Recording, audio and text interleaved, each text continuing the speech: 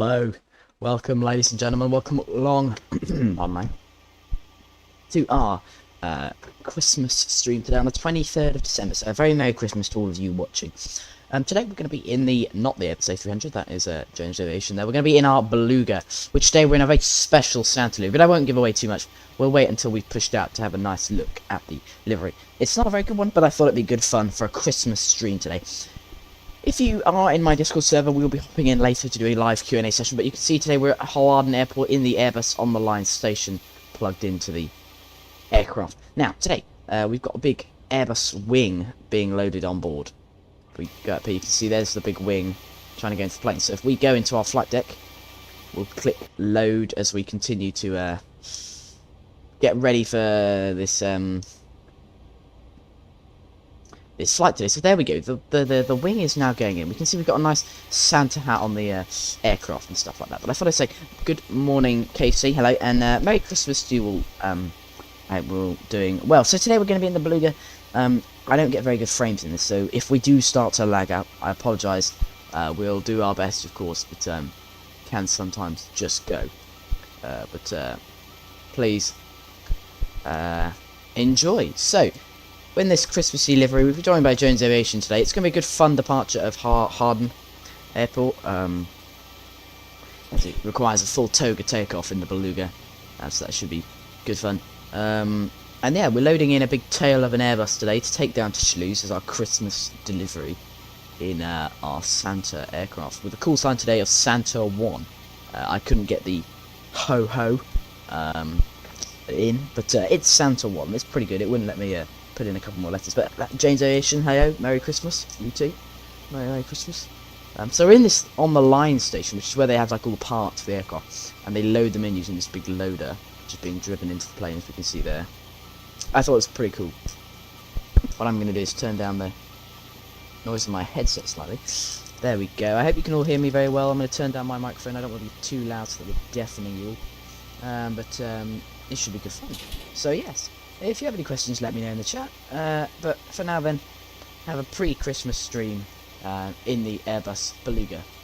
We got, as you see, we've got Rudolph 1 over there. He's in a call sign Rudolph 1, and he will be Jones Aviation, and he will be joining us today. So if we go to the flight deck, we can now, we've loaded, we can now click remove loader, I believe.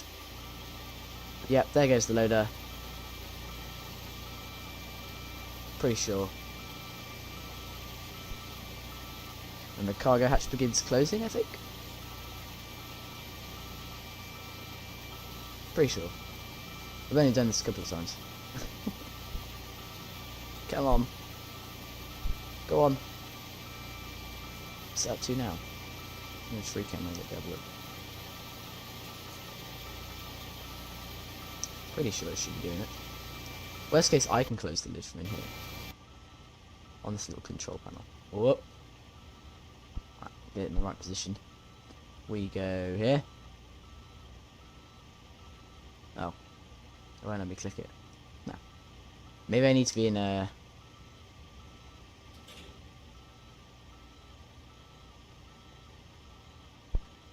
Maybe I've got to come from the flight deck. Where have we look? Open up the door.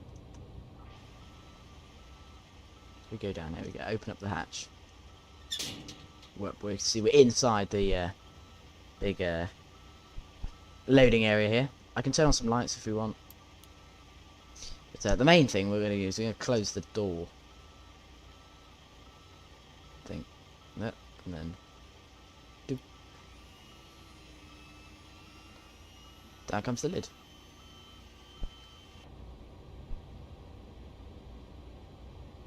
Remove the loader. That's what should be happening. We head up here. I don't know, it's not going. Did I not click something? I don't know, it's a complicated little process, this. Oh, the lid's closing. Does it wait for the lid to close and then go? Not normally. Drives off. Ah, there we go. It's off. Driving away. Leaving the Beluga alone. There goes the lid. What we're now going to do is going to call up a tug for our pushback, so that Jones Aviation can come in and get his stuff. So what we need to do, we need to get rid of our chocks. So we're good to go. And we'll fill out our performance page as we begin our startup. So we're right out of the way because I want him to get going. So what we're going to do is shove on both our nav lights, the beacon lights as well. Wait for that thing to drive away a little bit. It gets a little bit further away, allowing the door to close. The tug will look like it's driving through it. That is because it will. For now, so we can, pretty sure we can disconnect the snub hat and the chocks. I think. Will we have to have them while loading? Oh, I don't know. The reason it's not much use is we don't have proper call signs, I think, but it's fine. Oh, okay, right. Oh, alright, well, it's not too bad. It's not too bad, but yeah. Try that again. We're trying to get our call signs so you can model match them. Talk about the model matchmaking, but for now it looks alright. All doors and hatches are closed, ready to connect. Set parking I think then as the nose closed, then the nose has not closed yet. Okay, we'll set the parking brake. Parking brake is set.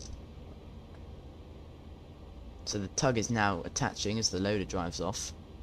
The beacon lights are on. We're connected to the external power still, but I'm waiting for the loader to remove until we disconnect from that. What we do need to do is close this door here. I made the mistake, and it'll actually depressurize the aircraft if we don't. So remember to close that. Right, that is now closed.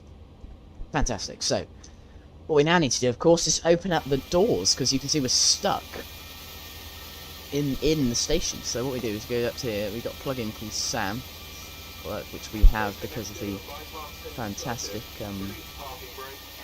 something. So there we go. Big doors are opening. The lid is closed. I call it the lid. The big nose is closed. The Beluga nose. There we go. We're waiting for the doors to fully open. As they open, we can now. The load is still being removed. We're going to wait. We're going to remove our chocks. So what we'll firstly do is we'll disconnect from external power. What we'll do, hit APU bleed is on. External power off. We're now independent from the ground. There we go. External power and chocks off. Over to the loader. The loader is removing. I didn't move until it says it's gone. Go outside though, we can see the big doors have opened to the Beluga hangar, which is pretty cool. I think that's pretty cool that it'll do that. So now if I release parking brake, I think we go. Parking brake released. starting pushback, and you may start engines. Here he goes. There goes the loader. The loader has gone. Return. Fantastic. So, return. Okay. We need to do our takeoff performance, which, if I go back to ground ops load sheet, center takeoff performance. Right. Condition is dry. Anti-ice should have off. All thrust. It'll be a toga. It'll be a 15-15 config on the flaps today. Cool. Right, as we go out, then we'll close the doors up behind us, or leave them open because of course change aviation going in. It doesn't actually link together, but it's cool to leave them open properly. Alright, there's the man. Look. Now this man is trying to wave us into the correct position, so that then you get dragged into the hangar because we're going back. So we'll make a call. So we'll now close this now. We'll make a call. So we'll go. Hardened traffic, Santa 1, pushing back from the line station. We're pushing back to the holding point directly behind us to allow the company Beluga into the line station. Hardened traffic, Santa 1. Fantastic. We go back. The QNH here today. And Rudolph 1, you're going to be 1011. into the line station, Hardened traffic after the Santa 1 pushes back into position. Hardened traffic. Oh, that's the OET. Oops. 1011. The temperature outside should tell us somewhere. Oh, where is it? Where is it? It's going to be a toga takeoff today, but we'll come to that in a minute. No, I'll just get the METAR up and have a look from there. Bear with me then. Off screen, we're getting the METAR for EGNR up. There it is, METAR. Temperature of 7. Oh, it lagged out there slightly. 7 degrees selected. The winds are 150 at 8. 150 at 8. ICO EGNR. Runway. Drop down. 22. Compute. Cool, that will now compute. There we go. Limitation, runway, runway. Uh-oh, is it a bit too short for us? So we're going to get out of his way, we're going to keep going back. And just as it begins to drag us forward to the start point, I'm going to slam on the parking brake so we stop to allow Jones Aviation to move out. So he's going to get dragged out now, and when we're going to go into where he is. Hopefully we get clear of his wing. I did send it.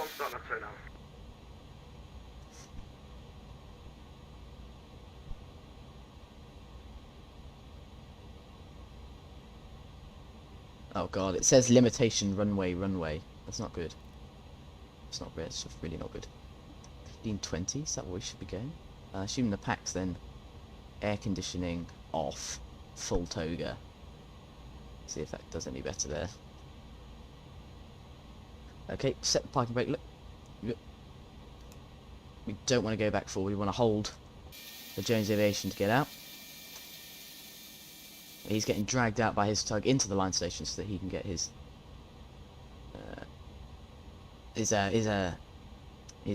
payload on board from the line station. Cool. He's about out the way. We will now release our parking brake. Get dragged back forward into the cool. Right, the new information has been inputted. We're all good. So if we now head back to the I think it's like menu, there it is. And then we'll check up on our checklists. I'm pretty sure there is a way to get the Avi tab on here. Cool, look, we're being swung in around the corner into the line station, where once he stops, we'll then begin our startup. You see Rudolph 1 is being dragged into the line station. They're about runway, always just about making off. Yeah, we're going flaps 3 for our takeoff today. It's quite a short runway, so we'll go flaps 3. We should be all good. I wonder if there is a way you can use the Avi tab. I'm not. Maybe you just can't. Okay, before start then, our fuel quantity has been checked. Takeoff data has been set here and in the card, of course.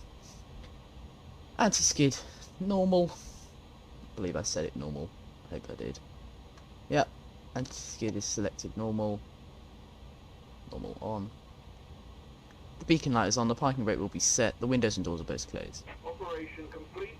Set parking brake. Setting parking brake on my end, parking brake on there. Disconnecting Set. tow, stand by. Right, he's disconnecting. We'll now begin our startup procedure. So there we go. Startup. Engine 1 selected. Start valve open. Start valve starting, ignite the fuel. Fuel is now being sent in.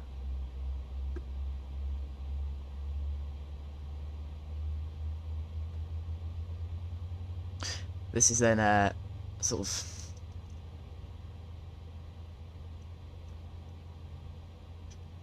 there we go, you see our flight plan ahead of us there. So we're on runway 22, so what we're going to have to do, because this is the start point for all the aircraft, what we'll do is taxi out, taxi down, all the way down the runway, turn around at the other end, and go off. So it's quite a long taxi down the runway.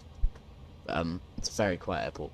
Pretty much only Belugas land here, and you don't get many. Tow is disconnected. A bypass pin has been removed. Hand signal on the left. We'll see you next time and have a safe flight. Au revoir. Right, left engine, I believe, started. Yep, there it is, started. We'll get our right engine going. And ignite the fuel. Fuel valve in. Looking for a positive exhaust gas temperature. Now, actually, when we're starting the engine here, we're looking for, if the exhaust gas temperature suddenly starts to rise, anything above about 400, we're going to stop the start. Because what happens is, what's happening there? The blades are getting a sort of feedback, because there's not enough air being sucked in, that it can sometimes cause what we call an error. That's kind of a simple term. But yeah, it causes a miss, sort of. I believe it's called I've forgotten the name of it. But basically we have to stop the start because it means bad start. It's gonna blow up. So we're just looking to slowly increase. It can trickle past it, but we don't want it to be zooming past it. See how it's just gently tapping up, and then of course we're looking for it to then come back down once it's made the official start. There we go. Perfect. There we go. We've selected. We're now going to select our gens over here, because I didn't do this last time and we got a serious problem. Go for Gen 1. Gen 1 selected. Nose wheel set to taxi. Nav lights on. Turn off lights 1 and 2 on. Fantastic. We'll now set it back to normal on the start motor. Start motor's been set. We're now going to set flaps 3. Arm our spoilers. No, go back. Get armed. What's it trying to do there? On new system. There we go. You have to click. Compressor stall. That's the word. Don't want to compressor stall. After start, pitch trim. Oop, didn't set that. Pitch trim 1 down. Oh, we have to look on here, don't we? It's a bit blurry. Okay, 1 down set. Aerodynamic simulation, where are we? Hello. We are in Harden Airport, and now we get a good chance to look at the lovely Santa livery. Special and necessary transport aircraft Santa livery, with the bulbuls hanging down the side. I thought it was a fun little livery for the Beluga. We're at Harden, of course, the Beluga's base there. Change aviation getting loaded up in the line station. There. Okay, we finished our start. So we're now completing our after start checklist. So we've got the slats and flaps set, the spoilers are armed. Rudder trim needs to be zeroed. Set. Fantastic. 0. The anti-ice will be as required. We've got it off for now. Not required. Hand signal we received. And we'll now begin our taxi out. So, first thing I'm going to do is get some charts up on the Abby tablet. Up tab, top tablet, Apple, Echo Golf November Romeo. There it is. Harden. This, of course, is the base for the Beluga aircraft. I love the base. So, what we're going to do today, we're going to taxi out to Bravo 1 holding point, where we'll then enter the runway, backtrack to 22, and take off. Fantastic. Our departure is then the Wrexham 5 departure, so off runway 22 for the Wrexham 5. We literally head straight out to Wrexham. It's not very difficult. So, that's good. So yeah, we'll make our way out there. Hopefully the FPS holds. It's not doing too well, but I'm doing my best. As we are. Okay, first thing, final thing we've got to set up our APU. So our V2 for today is plus 10. So our V2 here is 136 plus 10. So 146 is what we're going to set there. Because once we're climbing out, once we hit V2, what we'll then do is click climb on here. And it'll take over on VNAV mode and start climbing us up. I haven't done this in a while, so it could be a bit crazy on takeoff, but we're willing to try that. I don't believe there's ATC online above us that we need to contact. If there is, then I will go say hi to him as soon as we do. We'll set our weather radar on. Set to the weather. Good. And then if we go to a TCAS, TARA, with the code 2000. Fantastic. So, release the parking brake. Parking brake released. Kill our APU. Oop. And APU's now shutting down. Give a bit of throttle. Get it rolling. See if it works. Yeah, we're rolling. We've got the nose wheel steering. Yeah, that works. We'll do a quick brake check. Ah, yeah, brakes work quite sharply there, but they definitely work. Okay, bit more throttle then. We'll look up and ahead. Cool. And we'll make our way over to Bravo.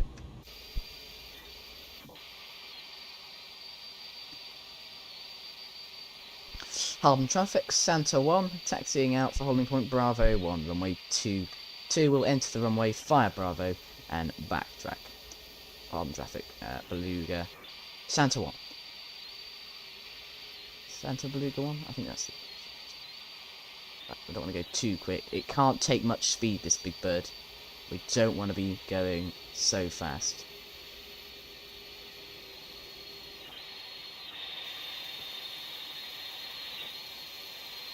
Okay, taking it around the corner nice and gently then.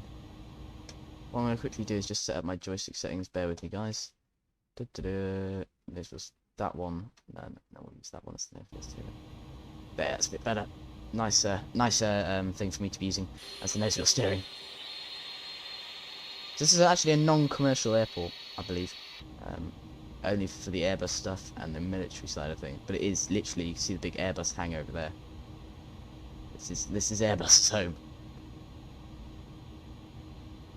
Okay, we'll take her up to Bravo 1, and we'll see what Jones Aviation's doing.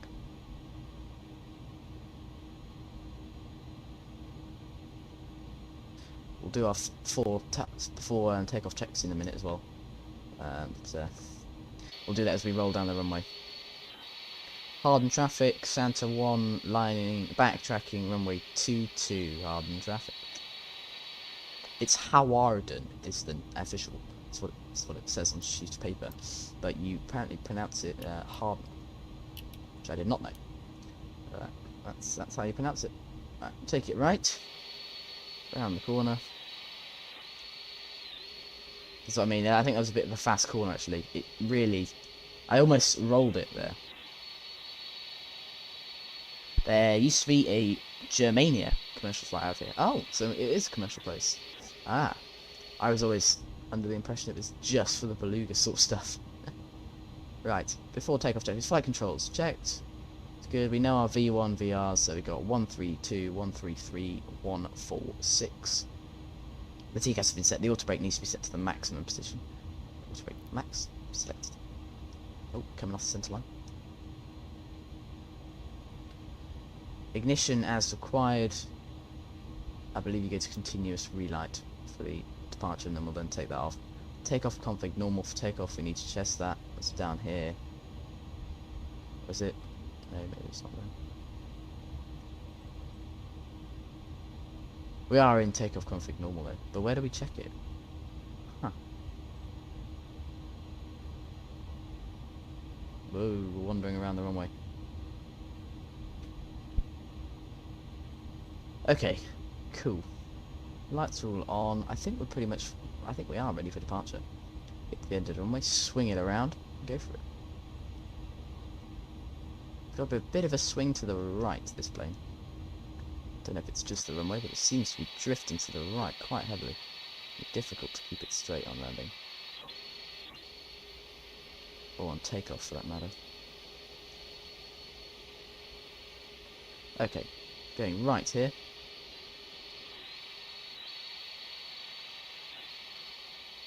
Ah, I can see Rudolph moving. I think he's coming out. He's loaded up. So, A330XL and A300ST only. Ah, so we are the only ones that make this roll around here at the end here. This view, I can see the line a bit better. The nose wheel's sort of behind us slightly, so we will droop the nose across slightly, but of course, it's not that far behind us. We do need all the available runway though. It is a small runway for quite a big plane.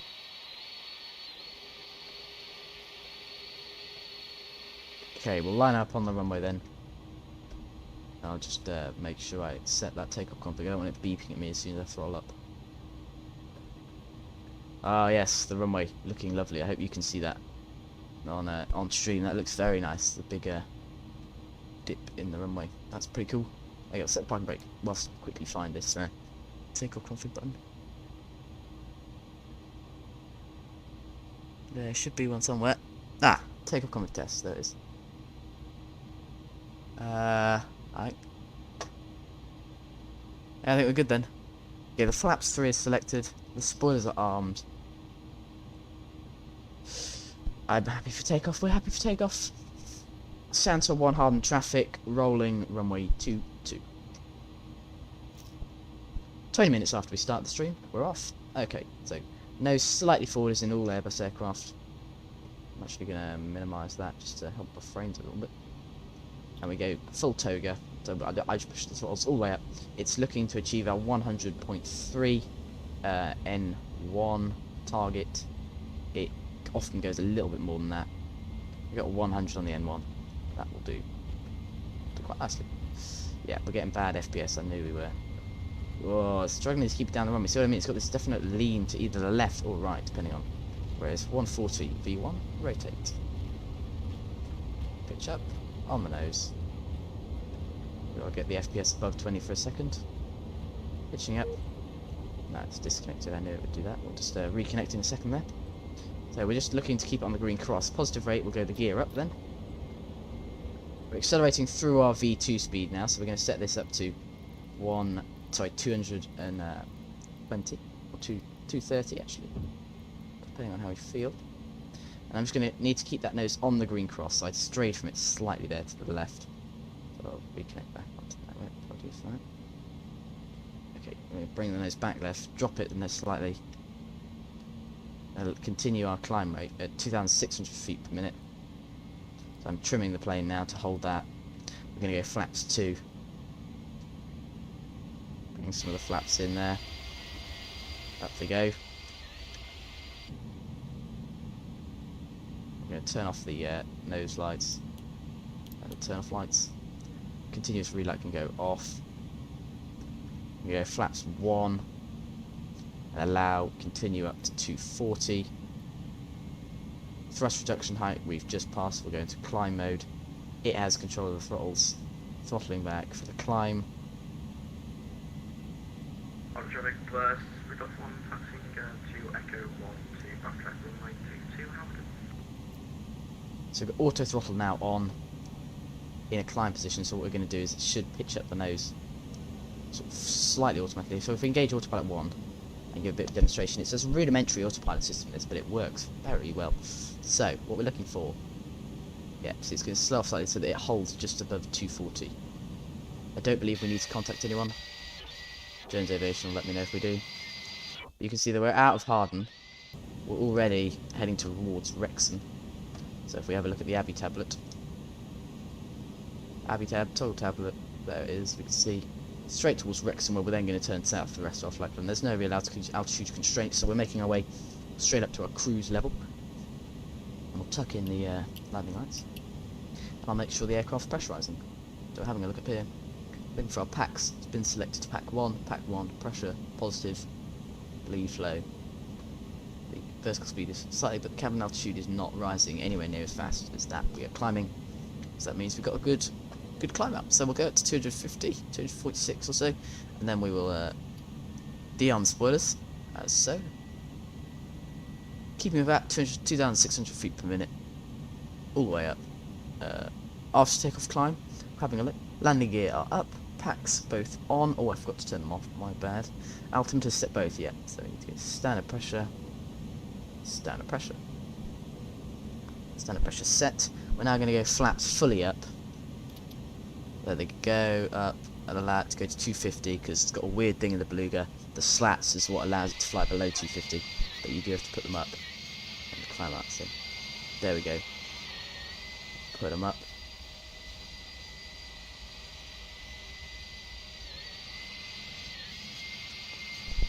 Odd here, we're over the ground, look, but it's not drawing in the clouds. Funny.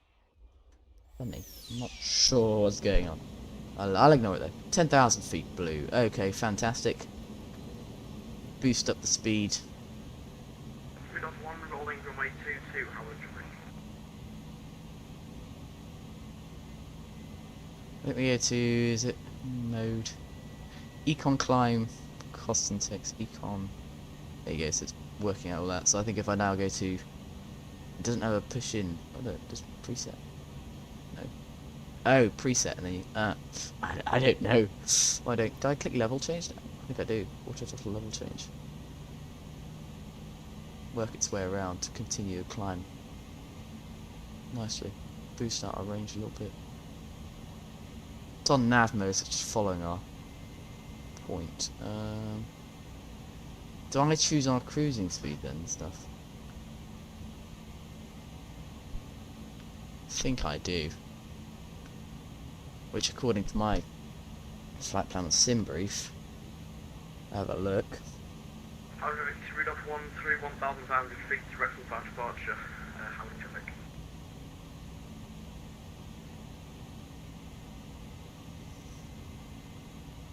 So, oh, oops, got to get the FPS up. Flight plan. Fantastic. Oh, we're going to disconnect. Hey, how'd I disconnect there? We got 30 FPS there, man. Man, what the hell? This is not good. Okay, so through, I think I do the speed map pretty much myself. Which we can't burn too much. At Retzi, we're doing Mach 0.8. Okay, so I switched it to max speed.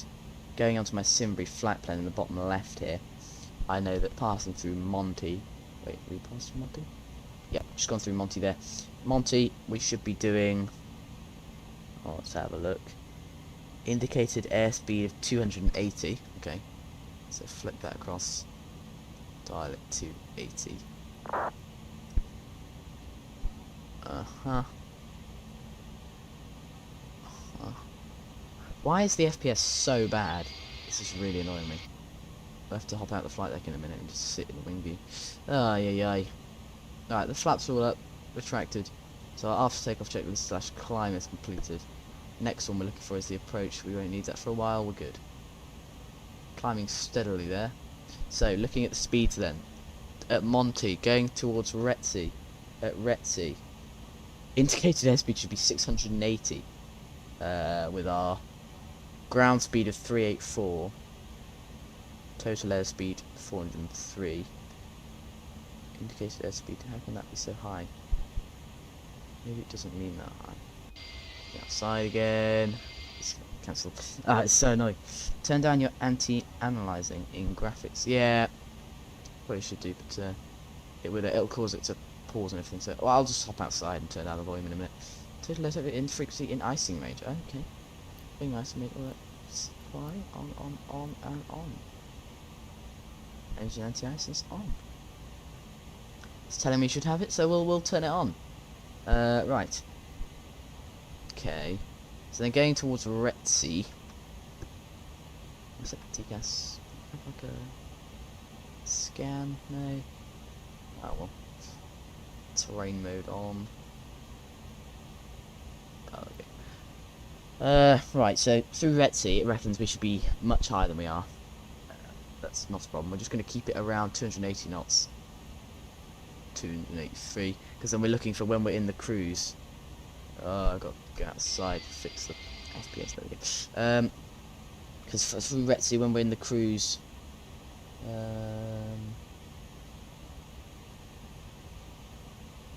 that's level 42. Ay, ay, ay.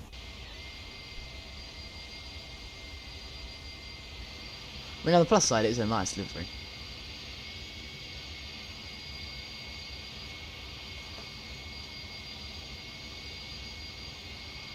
I left that open. That would really help.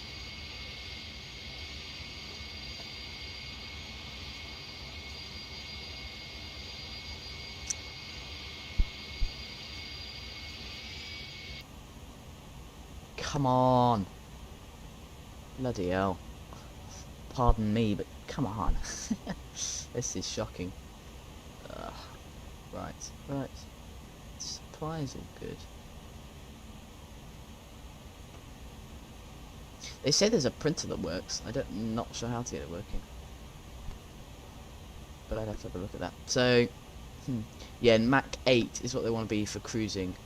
So, if I just set the Mach, we're doing 6.5 now, so I just got to sort of gently increase the speed as we climb through our cruising altitude points. So, Joan the Ocean is somewhere behind us. Oh, there we go, turning. It is a fat beast. Hardened traffic, Santa 1 climbing through flight level 230 for 330, going IFR to Toulouse.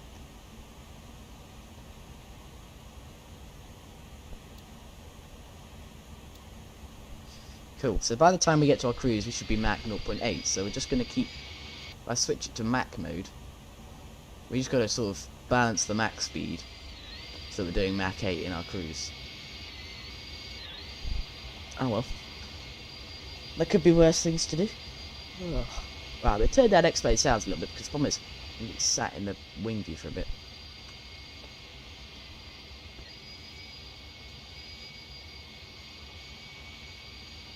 Look at the streaks coming from the engines.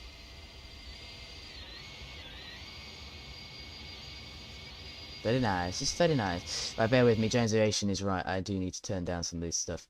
It's just, this is shocking really. Let's restart supply changes. Okay. Done. Yeah, it hasn't really made a difference. We'll leave that then. Wing anti-ice and everything is on. Minus 16 degrees outside, but we're going fast enough so it should be a problem. Back outside. This is what I mean. This is why I said we'll just enjoy this for what we can on the departure and stuff, because my frames with this aircraft are just so poor. I can't really do anything. Definitely can't hop in Discord. Yeah. Ugh. Aye. What's that gonna do? It's a nice plane though. I do like it. It's just they've messed up in that you have to have a very good computer to be able to run it. So yeah, shame.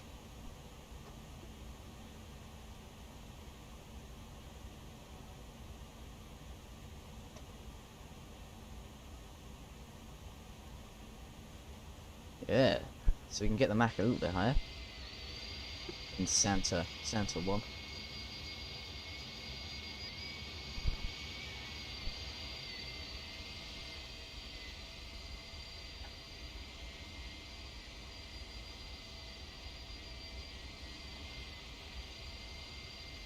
I wonder who that is down there. Now, would we be interested in seeing I play World of Warships? I was just reminded by translation earlier, actually. Would be interested in seeing that. It's a good game.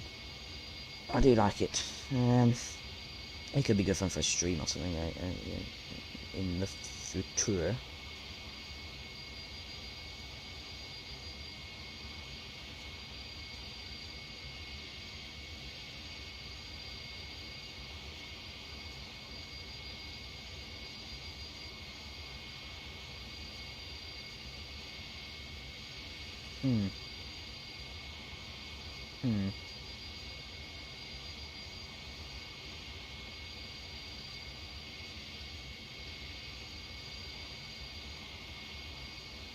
Cool.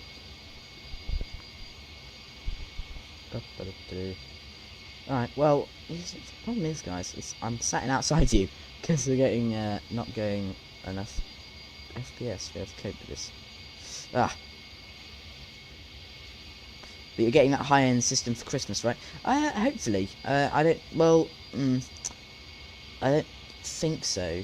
Oh, you mean what Bucket said? Well, I haven't. I was going for a new setup and stuff, and I was going for.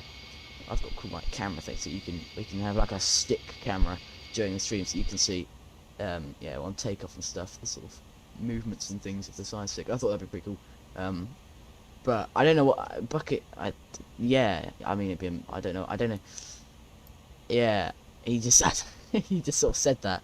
I don't know. I'd hope. Yeah. I know as much as you do with what Bucket said. Does that MCT or those carry on? Alright. Leave it outside. So it works streaming wise. What I find is this is why we do flights that go over the ocean. Because when we're over the land, the frames are very low. In case you remember that time in the 747 we had to disconnect. Because our frames were quite low. So as they get better, we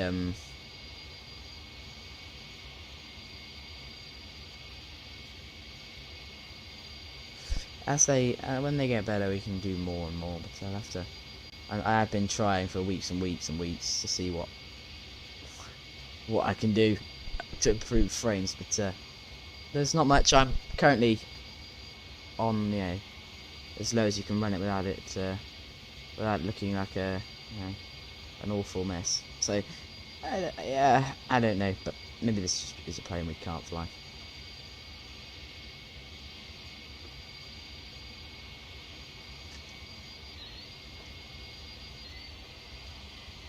The bulbils are cool.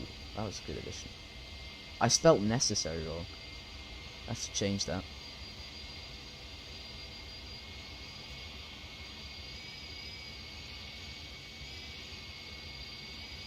And then I didn't put the balls on the other side, so it's a single bulbul. The Santa hat's kind of cool though. This is a delivery, one of those probably won't use much, but I'll keep it because it's fun for Christmassy stuff. It looks nice on stream. Yeah, no, I'm sure it looks nice on stream, but yeah, no, it looks nice on stream, but it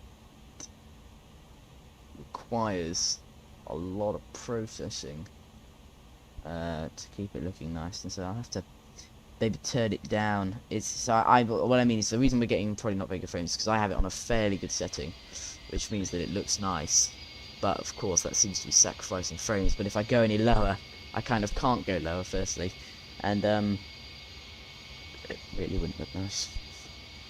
It's 'cause as soon as I'm off stream, I can fly these planes, and they work, but on stream they just don't work, which is a shame.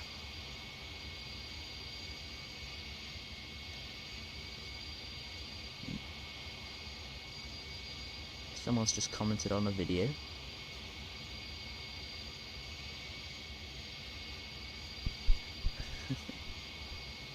I get a little ping and then an email, all sorts of stuff. I wonder where the edge of the coast is. Yeah, there's... oh, there it is. Just under 80 miles and we're across the sea. Oh, I can't get these. Yeah, I don't know.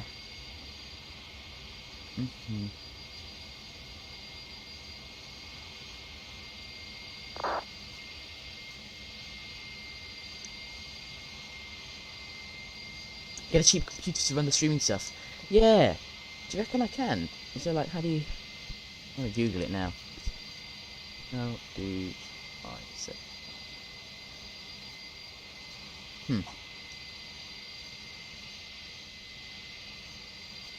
What would you call it? Like linked streaming computers?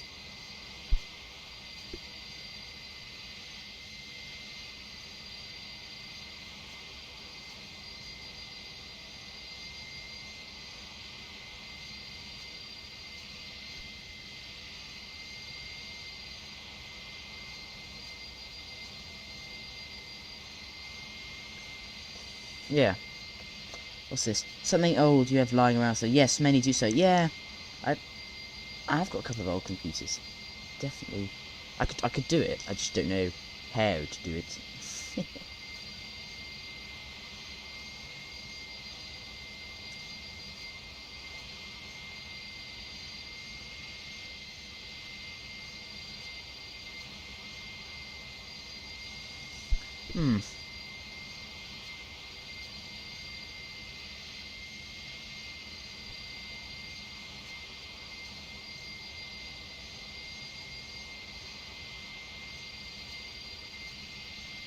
Sorry, replying to a comment on YouTube. There we go. Easy to set up, yeah. Do you just like plug an HDMI cable in or something? Do you just like... is that how it works?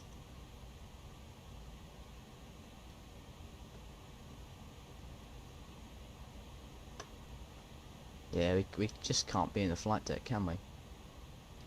I'm sat going 0.69. Yeah, we're not going to get any higher than that. 0.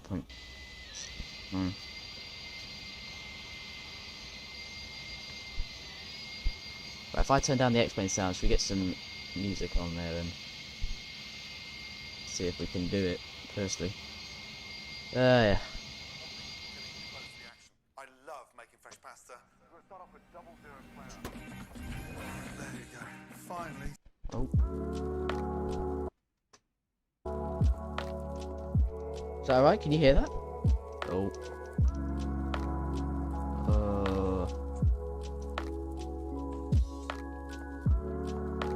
See, if it disconnects, I've got 27 FPS right now. There we go.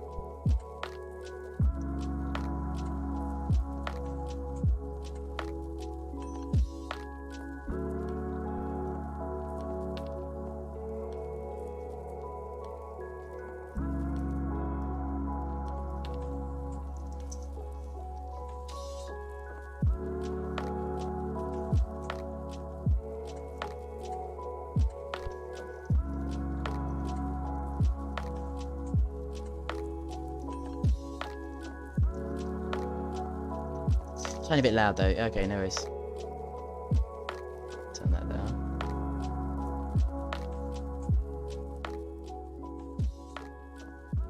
I will hop in Discord if I can, but I gotta see how we can set up this stream with the a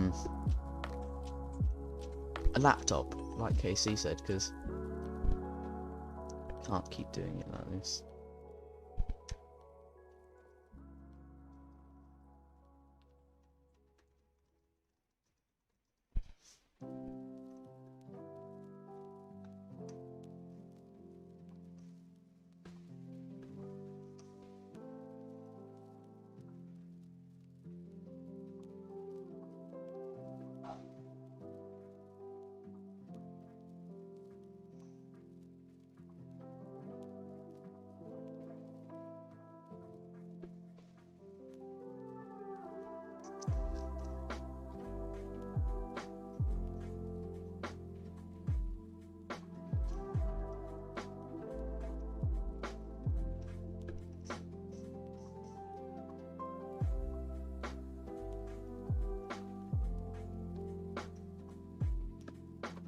Ah no, we're in outside view and we're still trying to disconnect. Bloody hell.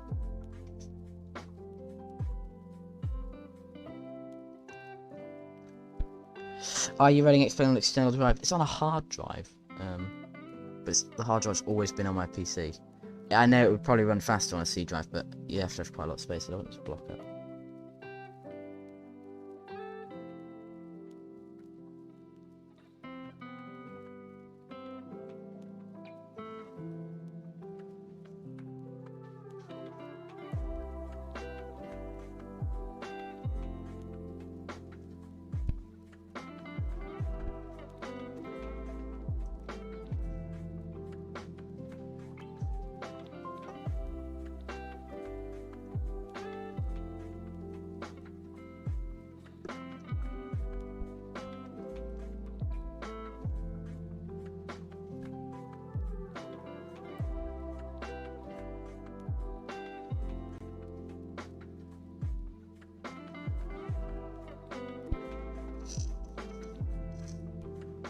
Need a capture card.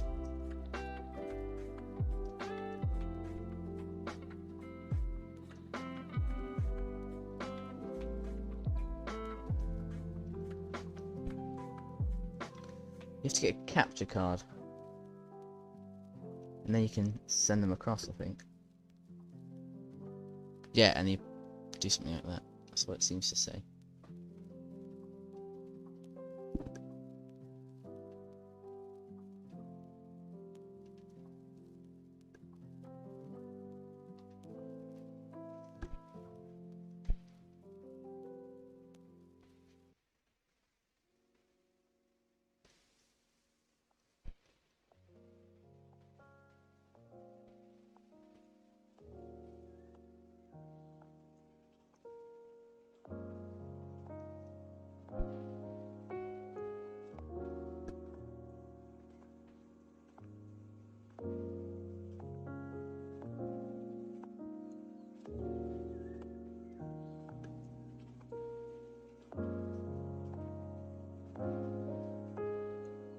So you can.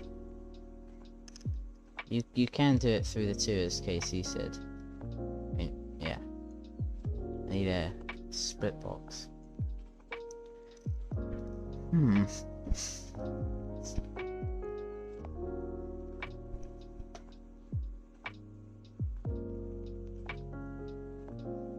Where are you in the world?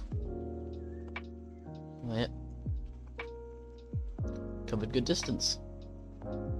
There's Toulouse down there. Not bad for a slow plane.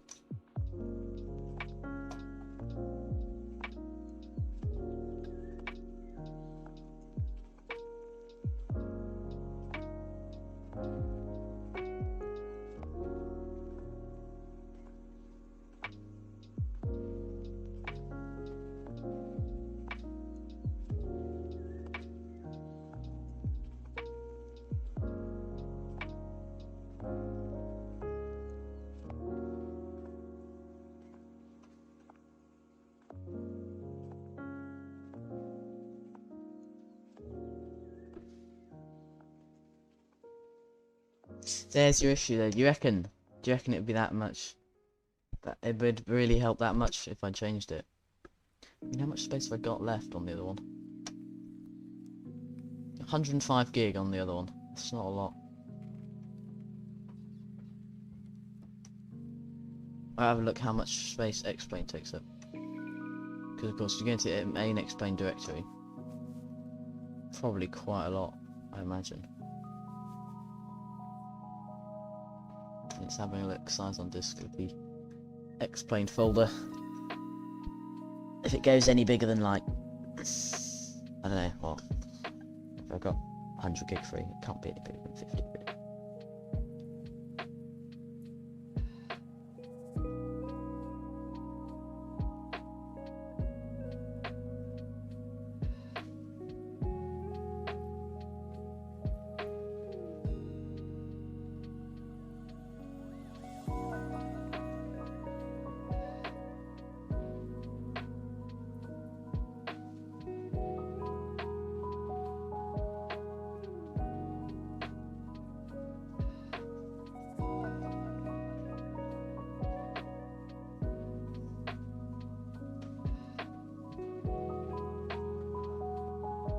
Oh.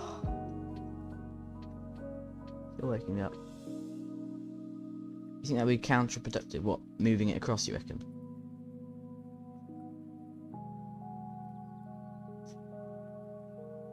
If it's a SaaS built-in drive, there shouldn't be a difference. Yeah, exactly. It is. I don't know. Yeah, and I can't anyway. It takes up 100 and... Still going up. It takes up so far 110 gigabytes. I don't have the space anyway.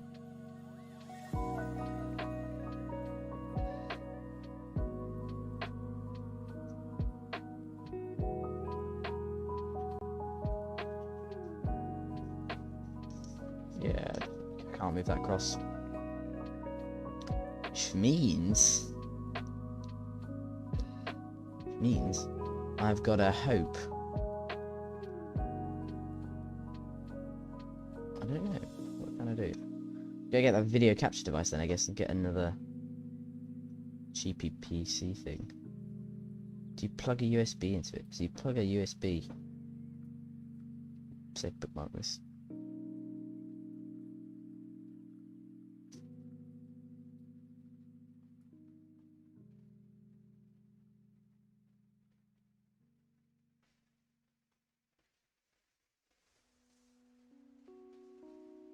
Cool. I got that bookmarked.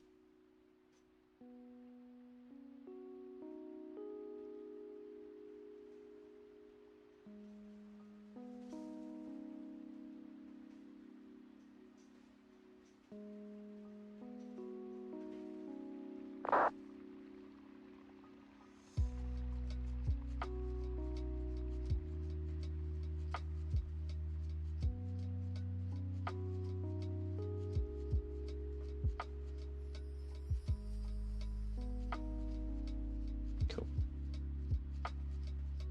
I'm not doubting your expertise. Well, exactly. I can see Jones Aviation behind us. Flight, is that you? Flight level 290? Yeah, he's always higher than us normally.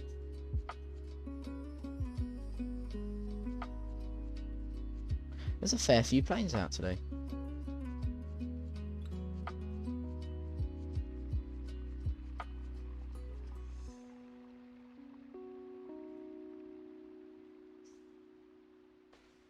I don't know.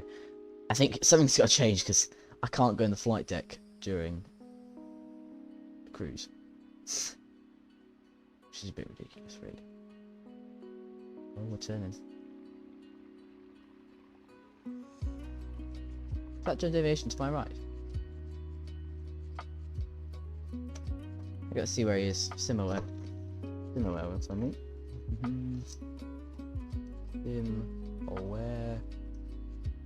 Similar. There it is.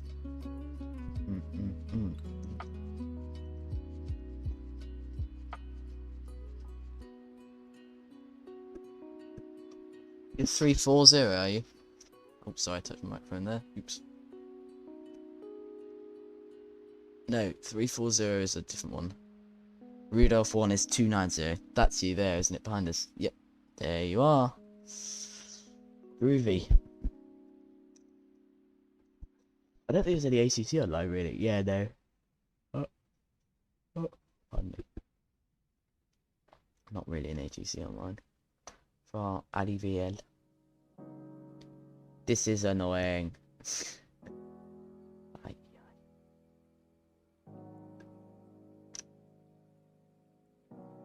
Yeah, 290. I thought so. That's what it says. It's pretty good. It tells that on there. It's because the difference between the Microsoft Flight Simulator sort of vPilot and Xpilot is that Xpilot builds itself into Xplane, which is a much better system.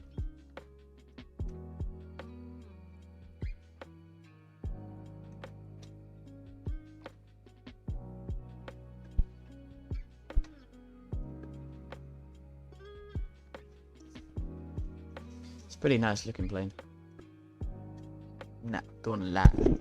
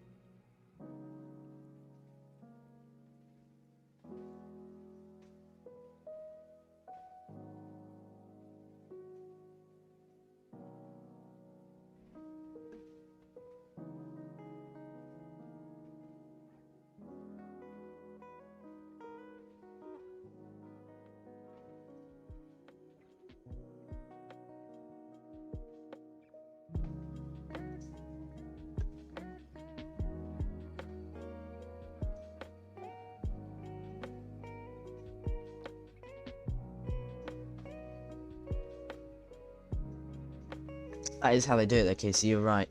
I'm really digging into it now on the bottom off screen. I'm really, oh, we're suddenly dropping frames there. Zoom out a bit and then zoom in.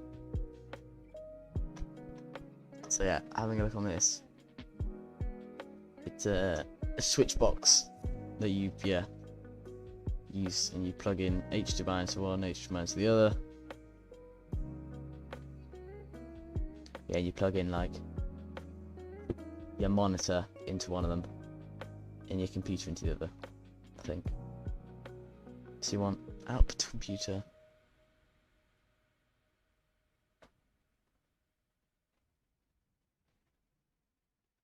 So output to computer. So that's what you plug the USB into. So that would be, I'd plug the USB into mine. And then I plug like what, another output for the to streaming. Interesting. Headphone and microphone, of course, both plug into that end.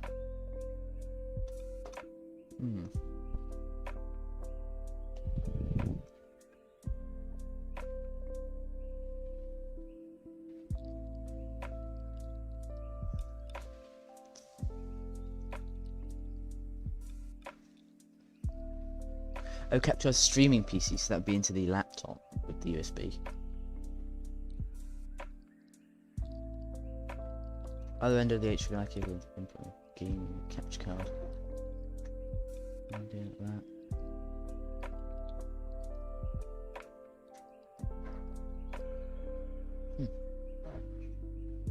Very clever.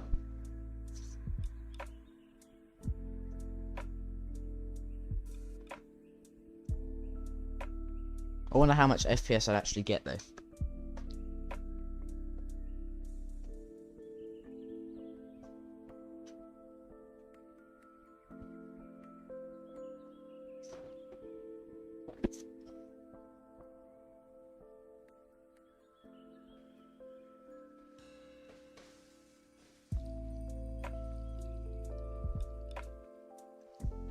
We're not halfway, but we're not doing badly.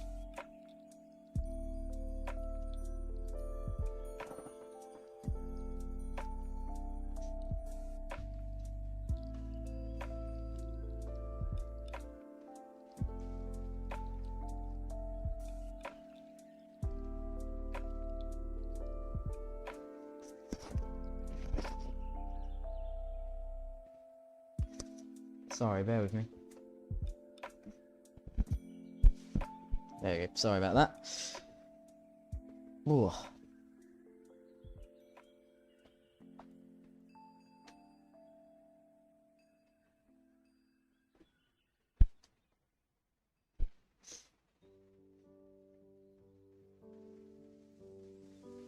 There you go, banking around the corner.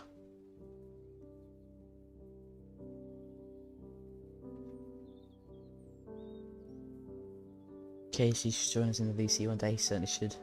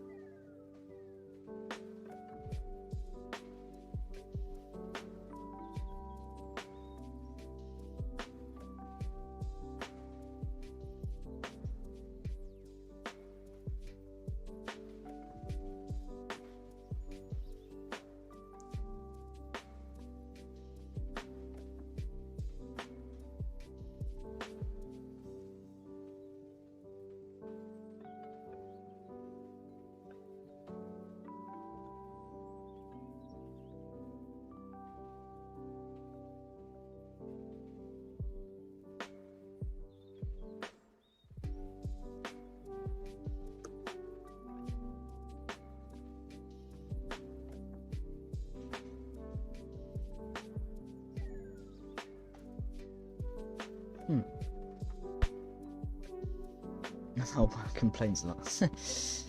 Yeah.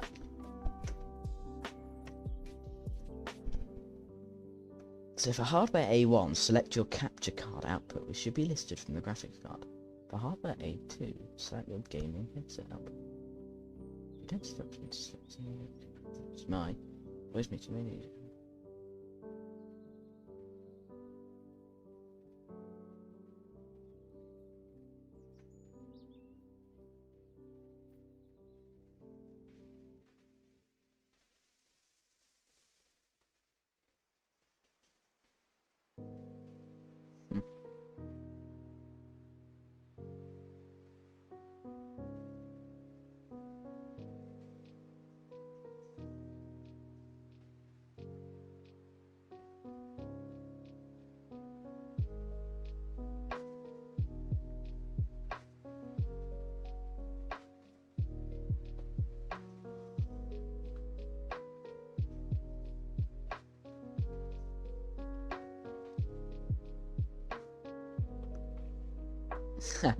French war.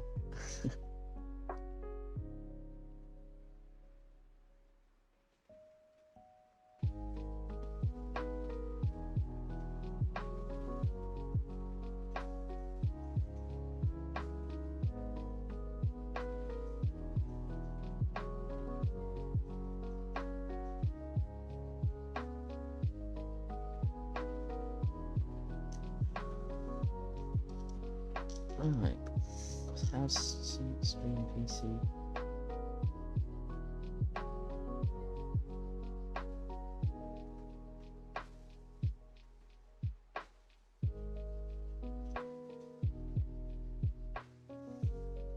That's cool, so I wouldn't have to have the music on this PC. I could do the streaming on that PC. I'd literally have to run Xplane on this, an Xpilot. That's quite cool.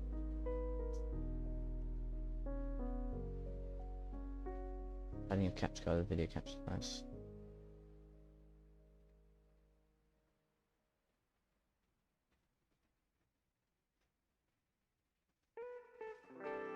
Huh.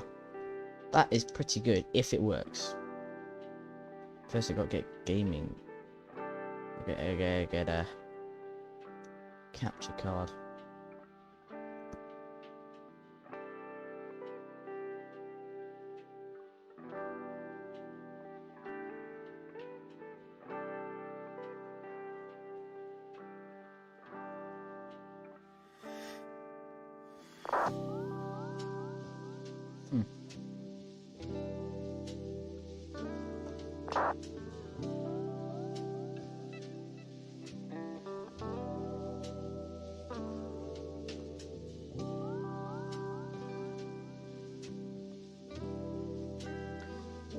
What's this? Do you have a laptop or PC? Do you not have a laptop or PC? No, I have PC. Well, no, sorry. What we're looking at, I'm looking at a way of linking them to, as KT said, and it's definitely possible. Basically, it's you have to get a little box thing, and you plug HDMI to HDMI, sound in there, USB in there, and it all works perfectly.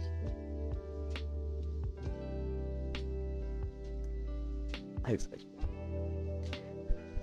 But that would be hopeful. That would be a good thing.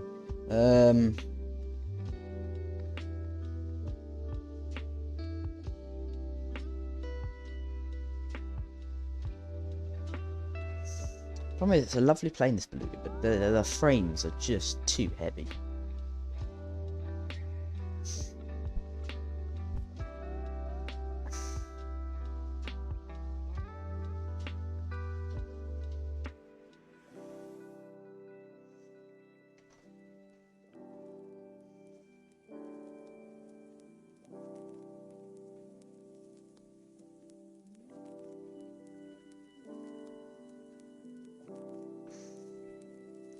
How would we feel if I stopped streaming on YouTube, went into Discord, and continued to stream through Discord, where you wouldn't have the chat, I suppose.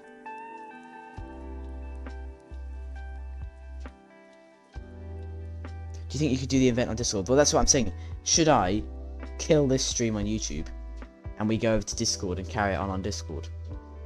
Do we want that? I don't know. Would that work better? Might reduce our difficulty level. We could actually hang around the flight deck and be more active. There's of course if you're not already building a high-end rig. Well, yeah, I mean, it's I don't know. Bucket said, Pillow Pilot will be getting something good for Christmas. I didn't say anything. I don't know. Hoping I could do some stuff. Soda, hello. Welcome to the stream. We're currently in the middle of a debate of whether we should kill the stream on here and switch over to Discord in the Discord event. I've been asked by Jones that I should go into the Discord event. Hold on, Jones, don't do anything. I'll hop in, let me hop in there. God, I've opened up everything now. No, Discord's opening. Huh?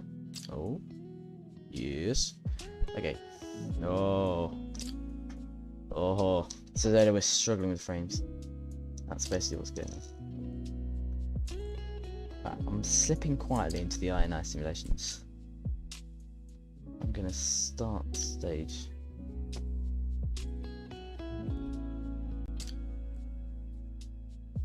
Alright. Okay, we're live on Discord.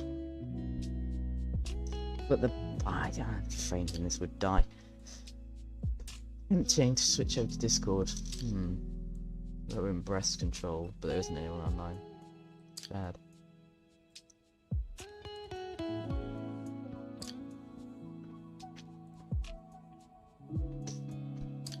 Let me see if we can go in the flight deck for a couple of seconds. Oh, struggles. Back out. Go back out.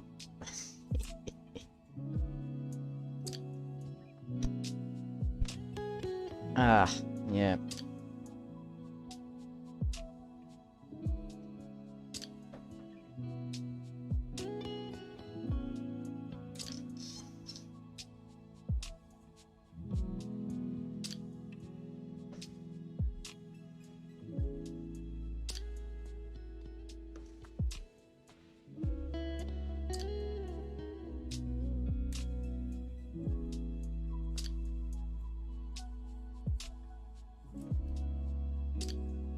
Yeah, so we could, I don't know, if you guys you're all in the Discord server, aren't you? So how would we feel if I stopped streaming on here and started streaming in the Discord? I don't know though.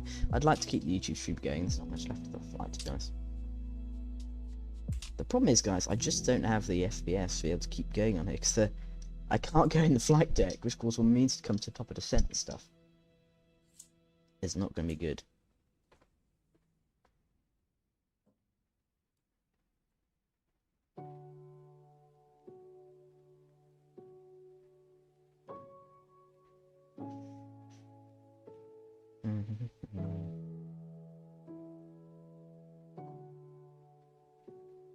Yeah, I don't know. What do you think? Let me know. Or are we just happy sat as we are? But hello, Discord. I'm in Discord too now. I'm in both for now.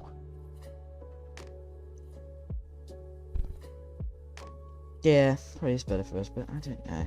No. We want to keep it on Discord because we're doing well. I mean, YouTube watch time, we're not doing bad. We're not doing bad at all.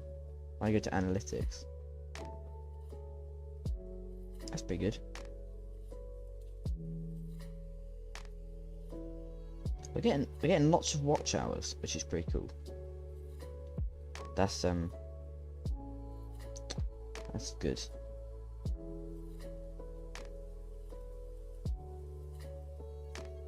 Double stream time, yeah. Interestingly, should we hear some facts here? Should we view our facts over in there? I'm gonna view our streaming facts from the analytic page, whatever you call it, analytic. James, welcome back. We're just going through the overview and reach and all that sort of stuff. Right, so in the last 48 hours, I've had 113 views. That's pretty good. Reach, I've hit in the last 28 days. I've hit 19.6 thousand people. 19.6k. Lots of people come from Discord. Most people come from Google search. The top YouTube search items are Sparky 747 or A350 Xplane 11. That's cool. Toulouse A340's gained me a couple.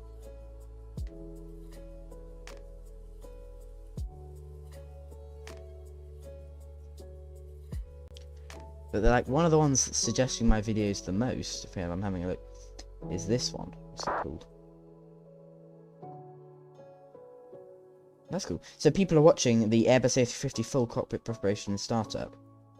And then it's sending, and that's got 172,000 views. And apparently it's sending them across to my channel from there. Ooh, that's kind of cool. Not bad, not bad. I don't mind that. That's not bad. That's not bad. Now, the important thing: how many of you guys watching are subscribed? Whoa, that's not good. So not subscribed people watching, 68.2% of people watching are not subscribed. This is not good. This is much fish. 4% United States, 2.9% United Kingdom.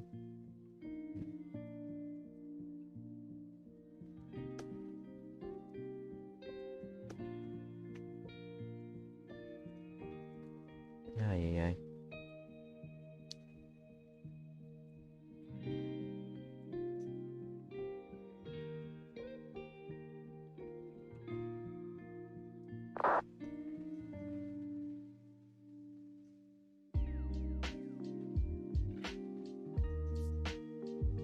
We're getting pretty good. Sagged. What are you saying, Cedar? What do you mean?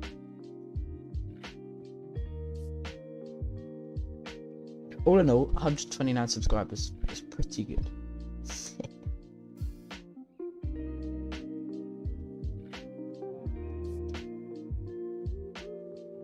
Don't mind that at all.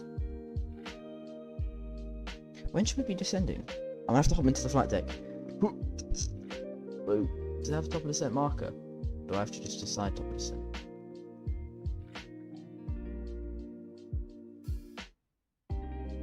I think I just decide top of descent.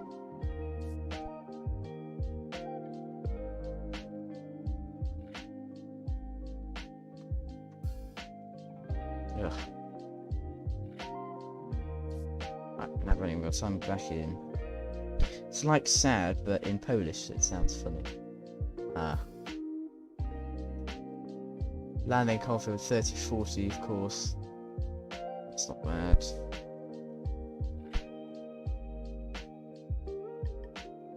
Not bad. It's not bad. It's not bad. It's not bad, people. Not bad. We're doing pretty well. Getting pretty good. Messages in the live stream chat. No way. 14% of my viewers are female. They said 14% of the viewers are female. That's good. 100% of mine are male. Anyone to watch flight sim content, I guess. That's sad.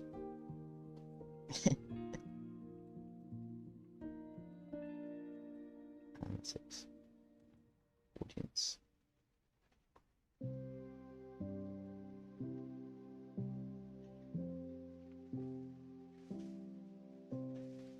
Interesting. Other channels that my audience watches are almost entirely EasyJet Sim Pilot. That's pretty good. I'll take that. Do we know how is when we know? Is there a top of the descent marker during aviation? If you're listening or watching, is there a top of descent marker in the Beluga, or does it just do we just decide when we descend? How's it work?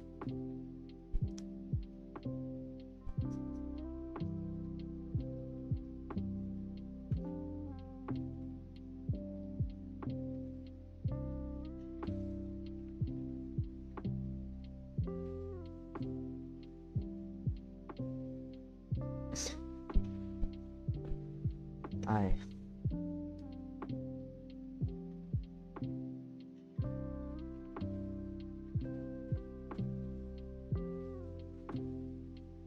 No. Whoop, something's just happened. We're now on 130 subscribers, so thank you very much to whoever subscribed. There is one, I believe. Thank you. There is the top of the descent marker. Ah. Yeah, Generation, come up into the cabin, say hi.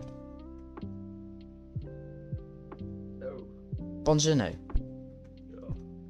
so about the Beluga, with the top of the descent, so I'm just gonna add this in.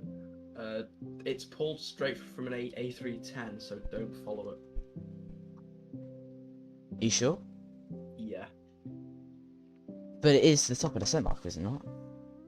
it is, but it's for an A310, but we've got a massive cargo door on top. Well, a massive cargo bay on top, so it doesn't like it. It's so the FMC is pulled straight from an A310 as well. That's why it says all the Mach 7.76. So what I usually do, I go into calculator. So let's say we are 29,000 feet. 29,000. We take away 3,000 if that's our altitude. We then times it by 4, I believe, or 3. Times it by 3. No, it's 4, isn't it? It's 4. Sorry, I haven't got the same well. That is fine. Lost my mind. 29000. Take 3,000 and then times it by 4, and then I get 104,000.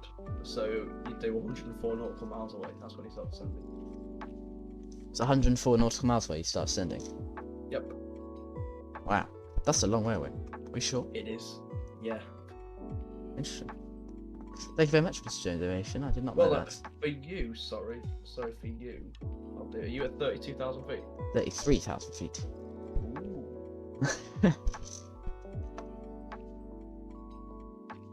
And we take away 3,000. Yep. That times 4. Decision height of 588. That's quite high. Interesting. Don't want that. So let's shove it in there. So you're gonna start descending 120 miles away, by the way. Thank you. Which sounds alright.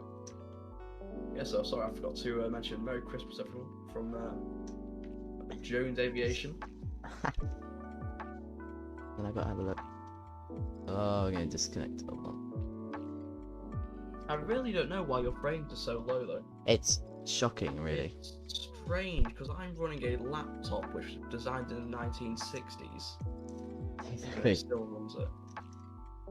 So I need an I've got landing my elevation. laptop up on my hard drive and my CD player, so the air goes out. Ah. Yeah, that's the most high-tech thing again. But yeah, I just recommend turning everything you possibly can to low. That helped me. Yeah, definitely. Have it fairly low. I see. Yeah, we probably can go lower. Let's see.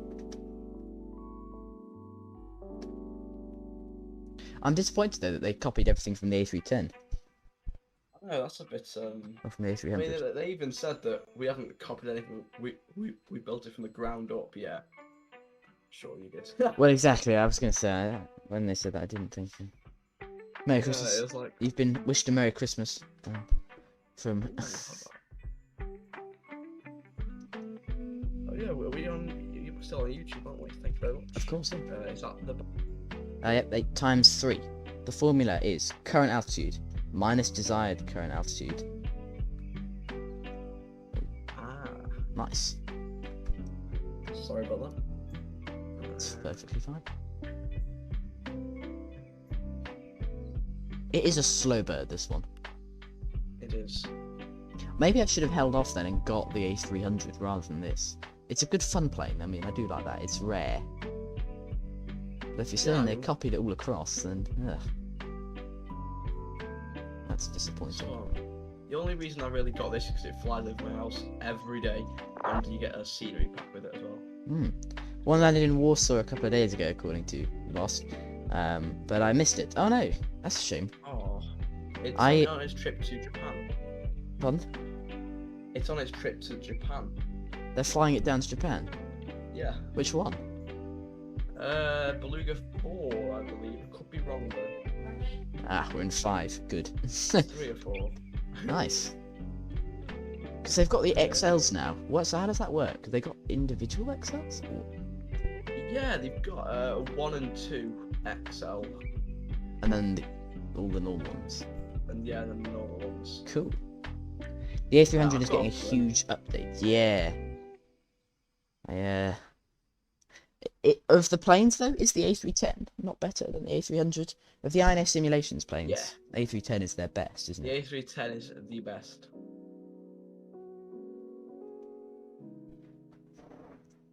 Hmm. Oh no, this book's coming up.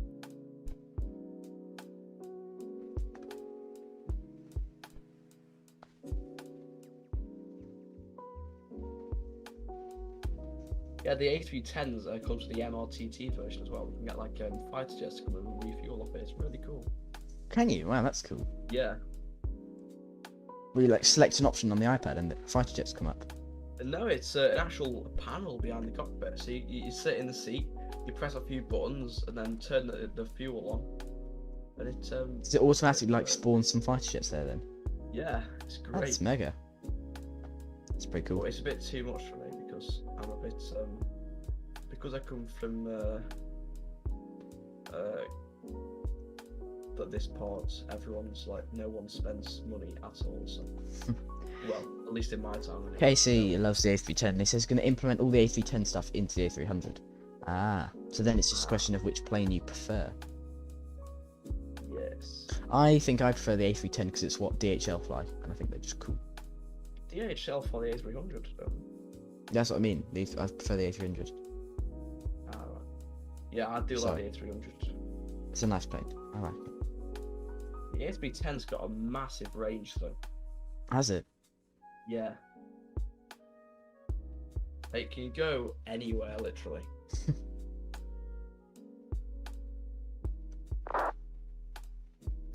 Is it got the A310? Still looks the flight deck looks the same as an A300. Am I right? It is, yeah. It's not got fly by wire either, have they? No, not at all. No. The A330 was the first one. The Concorde was the first one, but the A320 was the first one to have fly-by-wire. Ah, Yeah, it's I mean, I could be wrong on that, but let me have a look. Because I'm quite sure, because I actually read up about it, and they said the A330 and A340 were based on the A320 due to the fly-by-wire. yeah. No, I know about that. They all base them to keep the cockpits looking the same. So there's not much transfer training.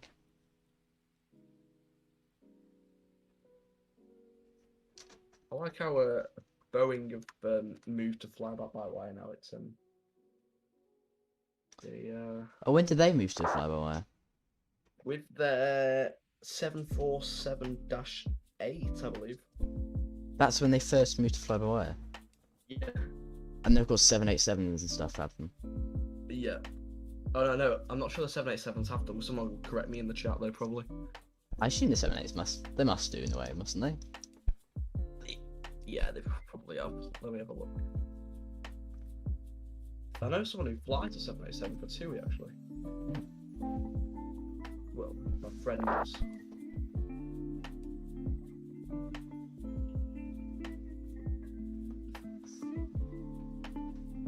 It's got a big head. That's for sure. Does. Ah, yeah, the 787 does have fly-by-wire. Yeah. Why are my APUs still on? That could be an issue.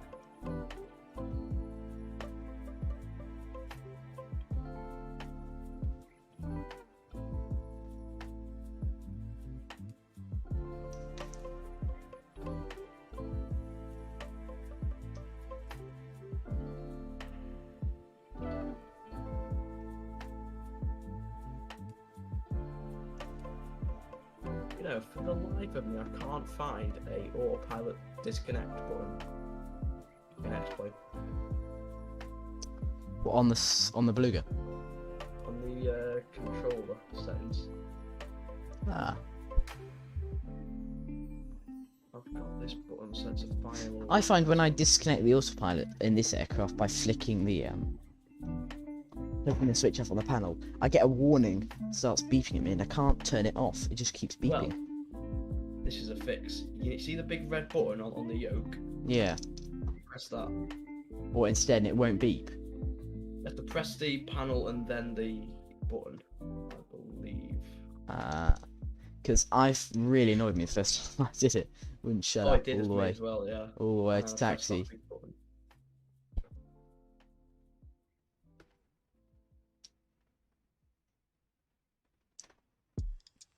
Hmm.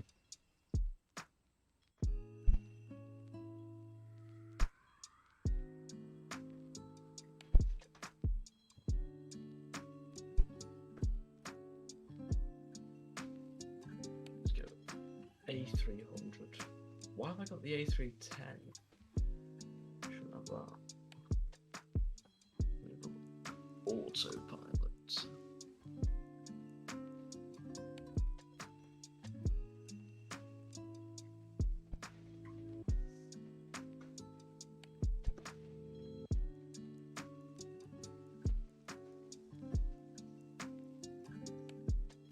I don't know what the hell's going on with it.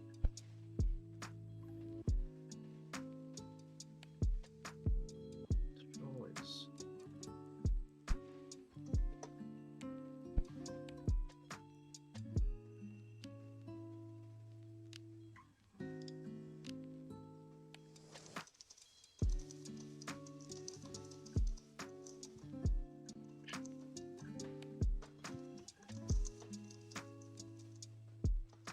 I'd really like to get. Oh, there's actually a Christmas sale on, by the way, in Eagles if you want to pick some up.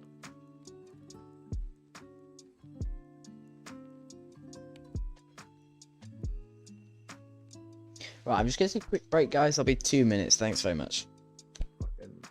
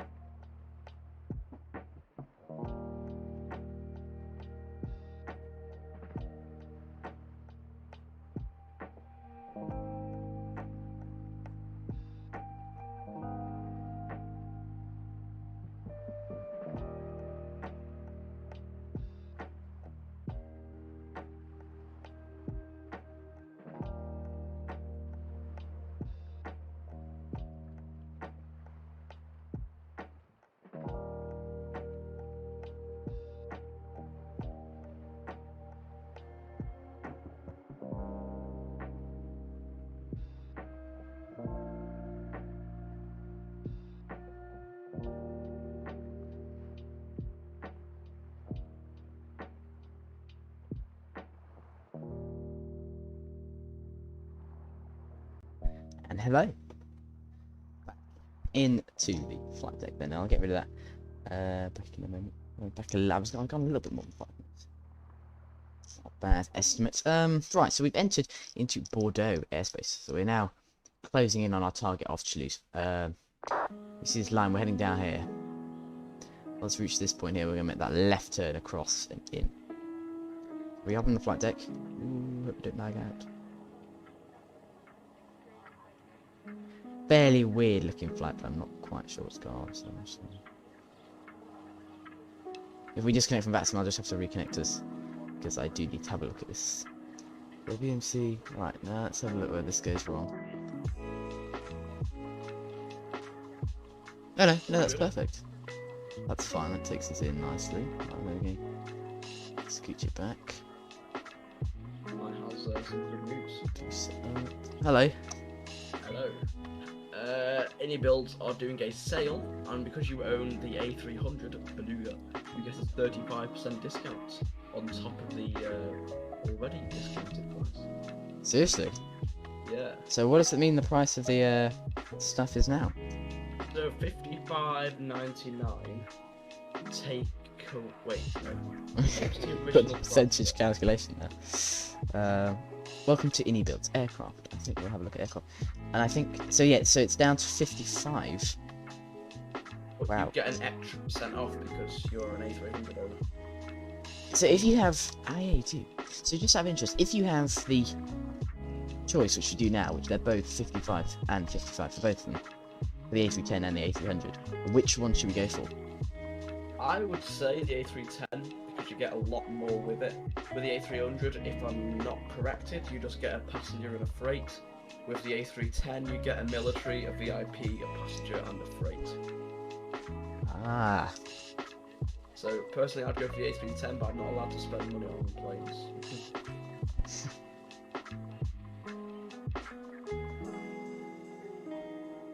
So there is a cargo option with the A310.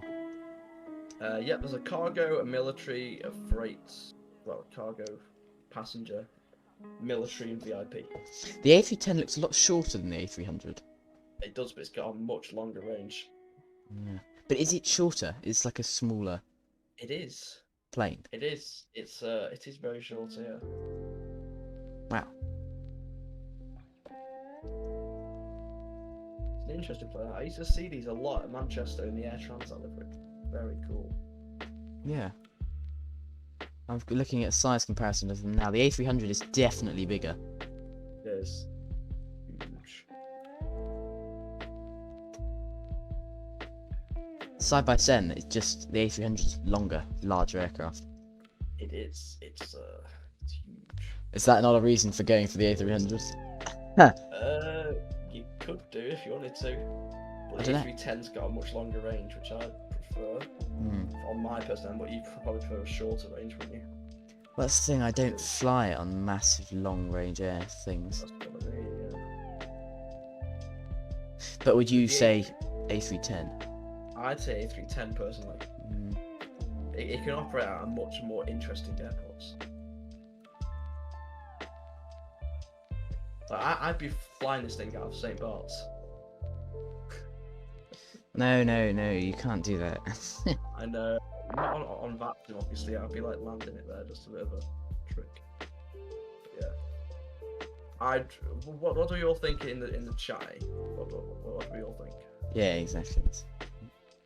Because I don't want to be the guy who ruins everyone's ideas. I'm calculating how much it'll cost. Yes, £69.99. £36 then for the Airbus A300 or A310. Oh, we're going to disconnect. Hang on, do the 35% off £69.99. I think that's what it is. Oh, is it? It could well be. No, hold on. But I'm not sure. So it's 69 and it'd be 35% of 69. 99. 35%. That's so we got to do that minus.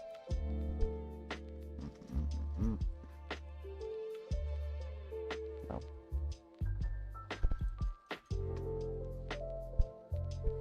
$44. It's not bad, to be honest, but I don't know about you. 44 or 36. Yeah. Hmm. I mean, obviously, I don't know what you'd want to spend on it, but for the A310, that was pretty cheap. That is pretty good. And it is possibly the best aircraft for an Xplane at the minute. What, the 310? Yeah.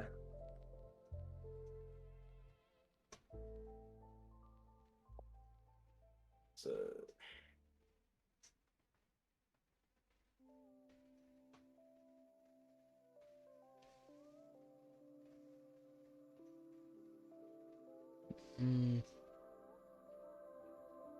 No, I'm sure the 310's a good plane. I've always seen the DHL A300s flying over, and I Yeah, personally, it would always have to be, I think, an A300 for me. Although the problem is, the A300 is literally a Beluga. Like, there's no difference. But it's got VNAV, the A300 has.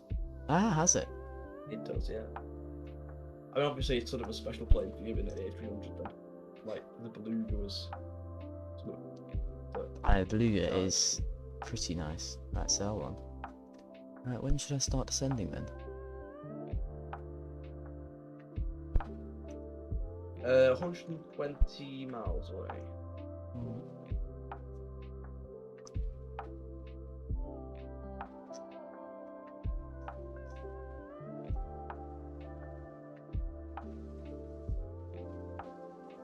What arrival are we on? How far away are you from Charlie November Alpha? Don't have that waypoint. Do you not? Oh no, you don't really. Different That's flight sad. plans, my friend. On 6th November, something like that. Yeah. No, wrong one.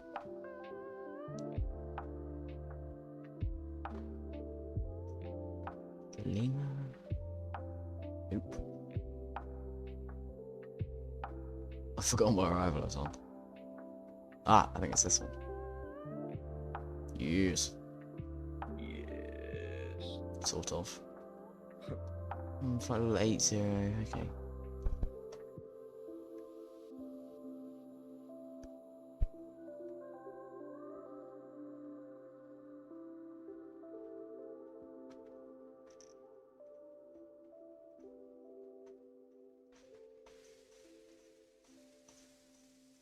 So I'm rolling in the numbers. Flight level 080 would be a vertical speed.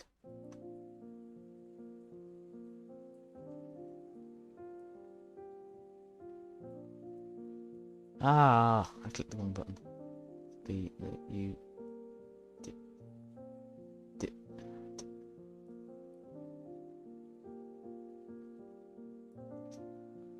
That's better.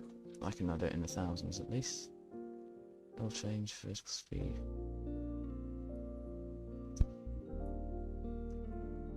And then did I put the ILS frequency? No, I have not. So, ILS frequency then for our airport today is 110.7.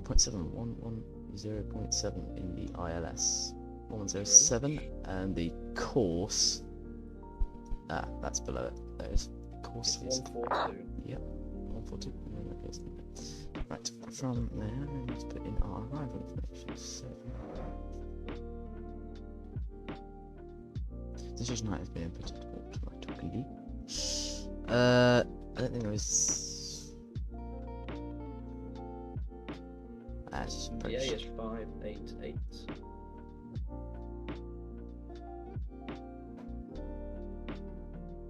Yes, that's better.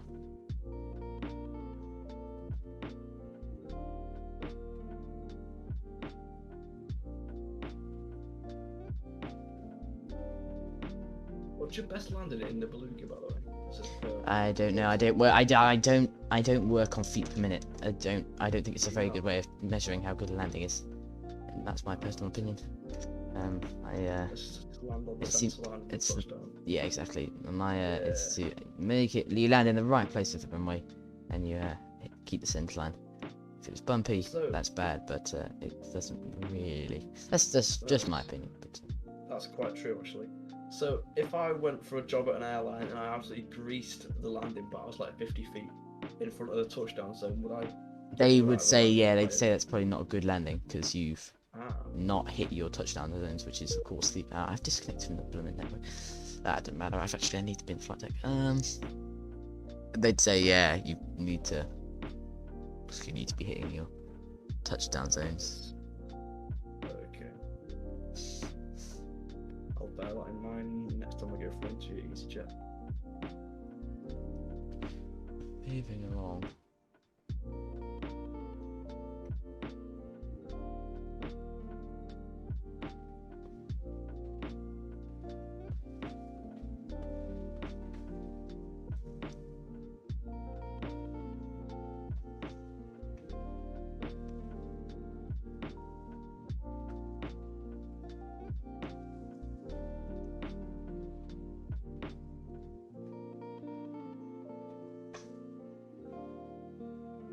Right, I've sent us across the corner then, direct to the sort of CFRI for 1-4. Right, it's not quite official procedure, but I do need to know when what I'm looking at for touchdowns. Nice. So we're going to cut the corner slightly, which is not what we want to be doing, but right, we'll reconnect back up to the network then if the FPS allows us. Have a quick look at the livery. Yes, it's looking good. It's looking nice in the sun. It looks nice, much nicer in the sun than it did in the grey skies down in where were we? Up in Manchester. Yeah, Chester. Anyway, it looks much nicer here with the baubles. Certainly does. With Santa. I think it's a great livery. We're delivering stuff across to Toulouse. Vital cargo that needs to get through. For Christmas. exactly. It does look great, not gonna lie. It's funny. It's good. I like it. The Santa hat. I think it's great. The Santa hat's great. I mean, that's the creme de la creme piece of the plane. Right. Toulouse traffic, Santa, Hotel Oscar 1, descending for flight level 30 to intercept the ILS, passing for 14 right, passing through flight level 270. Toulouse I know traffic, I'm gonna sound Santa, like Hotel Oscar 1. Guy, but you can put the gear into the neutral position in the A300. Well, on this one. Yeah. Why would you though? What's the point? It's basically if you lose hydraulics mid-flight, let's say, the gear would come out because the hydraulics won't be able to keep it up. So if you put it into neutral, it cuts off the hydraulics. So if the hydraulics did go, you could either put it down manually or get the gravity gear extension. I suppose It's just what people. It's just. Yeah. Interesting. You don't have to do it, but. Yeah, just leave it in the up. Because yeah, I know I'm not going to have hydraulic failure. I suppose it's interesting that they put it in there. That's a Boeing thing to do, and so I'm not. I'm just gonna not do that. We're not Boeing people, Exactly. are we? Right, that one, and then that one. Right, new descent course then. Oh, we're off Vatsim again. Oh, we need to sort that out. Well, whenever you've got time after Christmas, probably. Yeah, see. It's blooming.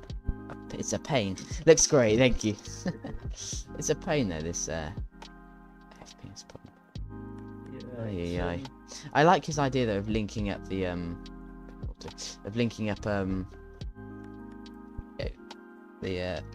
a streaming PC, streaming gaming PC.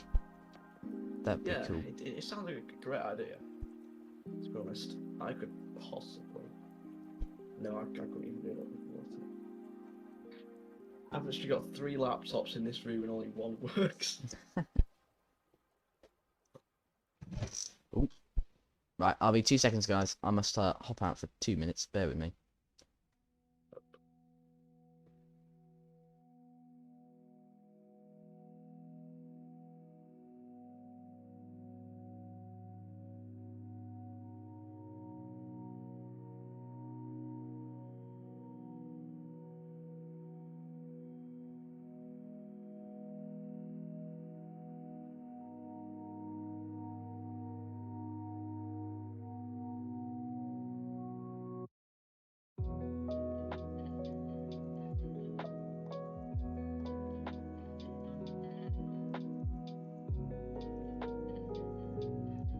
We're back, and for all those Discord listeners, I'm going to actually hop off the Discord because the problem is these frames are so low, and I need to be in the flight deck for the descent. No problem. See you later. So I will end the event there on Discord.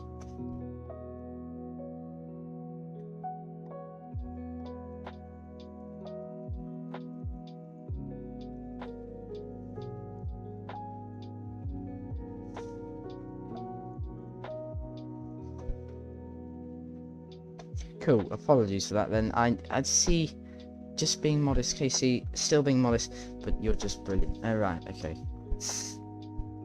Oh, try to see me around the back there. Oh, oh.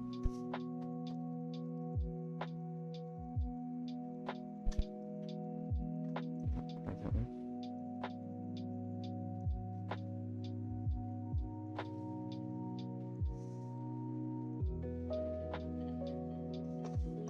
Right.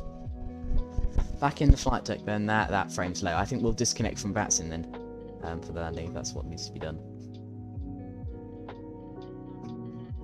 Keeping the descent rate so that we hit 3,000, just at that waypoint we need to be. See that waypoint there? 3,000, just there, so we're looking for this yellow band to be there. It can be slightly before that, I guess.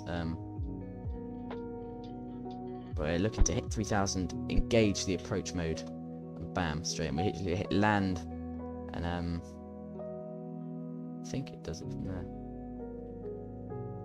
Got the ILS mode on. The ILS has all been tuned. I hope that just works. So we'll set our auto brake then. I think the auto brake works. No, don't worry. Okay, it's low. It's Alright. Won't let me set it. Oh well.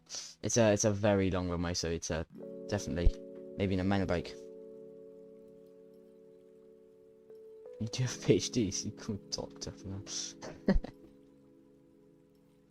Ignition continuous relight then for the engines. Well, we're not quite on approach yet, but that's what we'll do. Signs will go on. We don't need to do that. This is the just checklist for an A300, 600. So we don't need to worry about that. Minimum's been set. Landing elevation set. We'll get the landing lights on.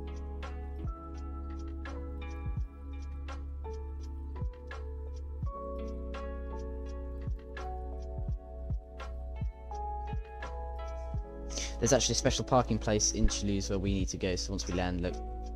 We go here. Once we land, 14 right. I'm expecting to vacate about Sierra 4. We won't need the whole runway. Sierra 4 will go off and go right again into the Beluga parking area there. Look, it's got a little arrow pointing to it. It's just like a basic pad. So that's where we'll go. I need to get the METAR for where we're landing up, so bear with me. FBO METAR. I literally need the QNH from it. 1017. We can set the pressure then in 1017. 1017.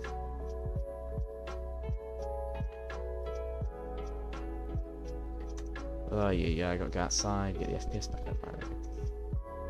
Right, QNH 1017. Should be good. And then we go. What's about low? Do I have to go low on this one? Then low. Action of the parking brakes off.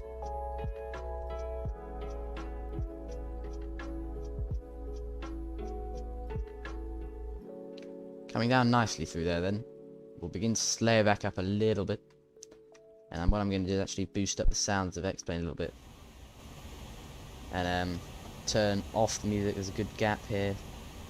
Bam. And that's it off. Cool.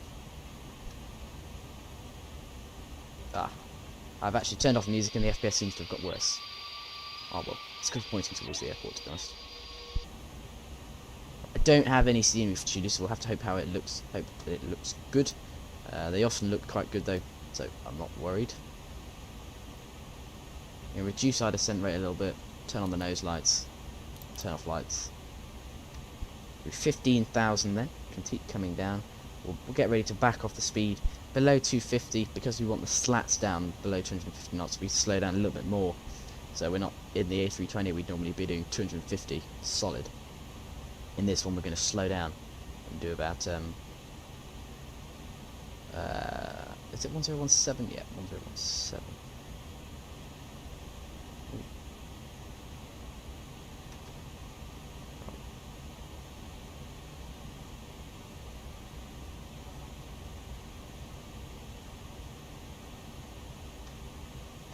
Sorry, I'm just getting the QNH exactly set. Cool. So yeah, so we're going to slow down to about 240 or so, coming through the 10,000 limit. We'll go down to about 240.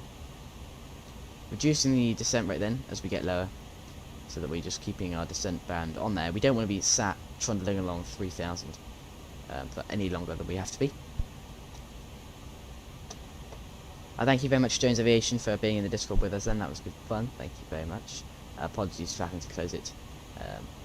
As we get down to these levels, my frames really do take a beating. So I have to drop it off. Looking forward to landing this. It's quite a difficult plane to land in. Because it sort of sinks quite a lot. But floats at the same time. It's difficult to explain. You will notice it though. And of course, what I have to remember is that we're much lower than say in the 320 compared to the gear height. The height of the cockpit is literally on the floor in this plane, because the way it looks, I guess, something like that. Whereas in Airbus A320, there's quite a big height difference, so, or 340 especially, our last plane we fly. Oh, the weapons working. There's a big height difference, so you don't really. It's about getting the perspective back to how it normally is.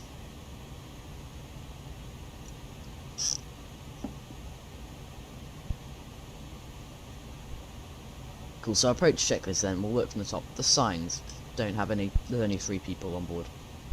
The briefing. We check. We know what we're going to do. We're going to land, vacate Sierra 4. Ecam status checked. Total air temperature, frequency, and icing range. Roger Dodger is +4. We should be alright. Yeah, the landing lights are extended. The altimeter has been set. The minimums we set there, 590. The ignition we'll put to continuous relight as we click the landing button. And the landing elevation has been set, as I said. Yeah, so no, the landing elevation is a different thing, but that's the landing elevation also been set. The landing gear will go down, the auto brake will be as required in low position. It won't let me assign that now, so I'm not quite sure why. To be perfectly honest, but we will see. Right, there's coming up through 10,000, so what we're going to do now is slow it down. 243 or so. Below 250. Shouldn't need any spoilers, I've started doing it from a while away. We've got 500 feet to slow down in. Quite a lot. Bringing the speed down. It's good. We'll slow our descent rate a little bit more. Cool. The temperature, yeah, because we're slowing down, it'll stay. Yeah, and I think we can drop the first. Yep, drop the first stage flat, which is just the slats. Actually, it requires a bit more throttle. That's fine. Fuel-wise, we have 11.2 tons of fuel still on board. We have plenty more fuel than we needed. I was told by Jones before departure that we needed more fuel in this plane, so I put a bit more in, but obviously not quite as much as I put in. Cool. The runway is directly ahead of us. Directly ahead by about 50 miles or so. We're right on track to hit 3,000 at the right point. The slats are fully out. We'll then get the gear down and everything in a minute. Overhead looks nice, happy with that. Down here it looks good, we'll arm the spoilers like so. Actually, that's one of the last things we have to do, but anyway, continuous relight needs to be set on. Continuous relight set. So that's where it's stopping a flame out in case of a flame out in the engines. It'll prevent the flame out hopefully and keep them ticking over. Our landing checklist then, we don't need to do that quite yet, we're still on our approach checklist. The ILS has not come across to capture yet, I'll just make sure I did get the right frequency. Toggle the tablet, Abby tablet. You see our red plane then coming in, we're nicely getting on the ILS. 1107, 142, I guess we won't capture it for a while then, it's not a very powerful ILS. Eurocontrol West has just popped online. I assume he's covering us. If we get sent to contact, we will contact him. But I'll let him contact us because I don't know if he covers us. Eurocontrol West often doesn't cover everywhere. Sometimes. Nice looking wing. Cool. 7,000 then. Reducing that descent rate just a little bit because we slowed down a bit now, so of course the descent increases, and as we slow down we're going to descend faster and quicker than we need to. So the power's coming back on, 55% or so in the descent. It's not bad. We'll zoom into 30.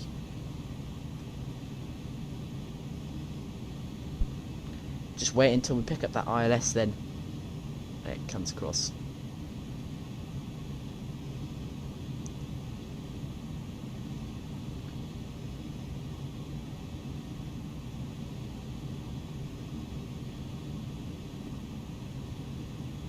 So 250 for slaps 15 and flap 0, then 215 for slats at 15 and flats at 15.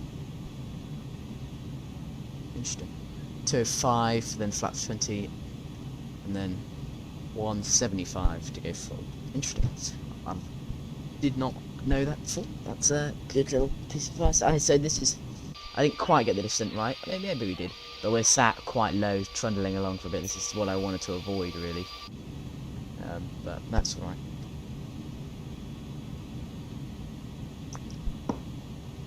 We can have a quick zoom back if you want. Realistically, we couldn't open this door because it would cause decompression, but we'll zip through in camera mode.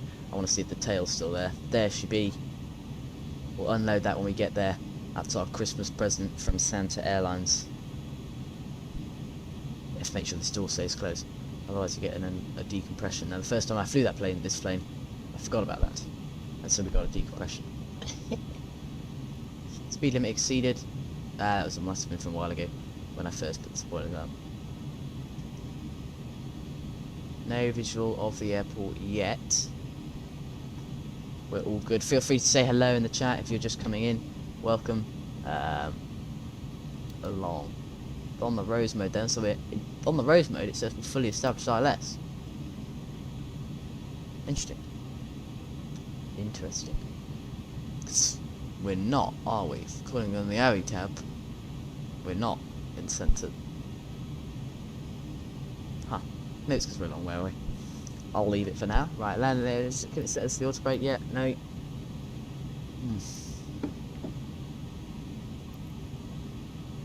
Anyway, continuous relighting is on, and the landing lights are extended.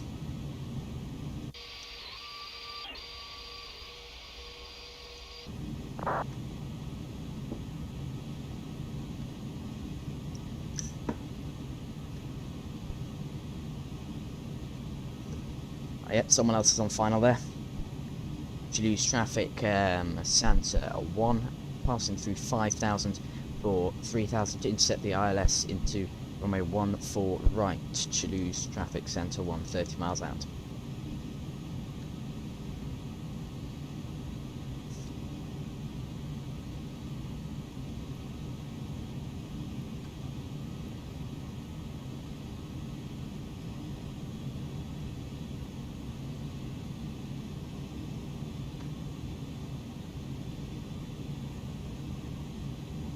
So 4,000 or so, and slowly descending.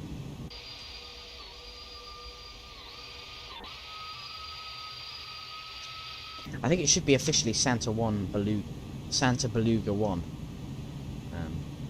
Santa's Beluga 1, something like that. Because I think I am officially supposed to say that we are a Beluga aircraft to let the other planes in the sky know what we're doing. Yeah. A very nice plane. Very nice plane. Just laggy.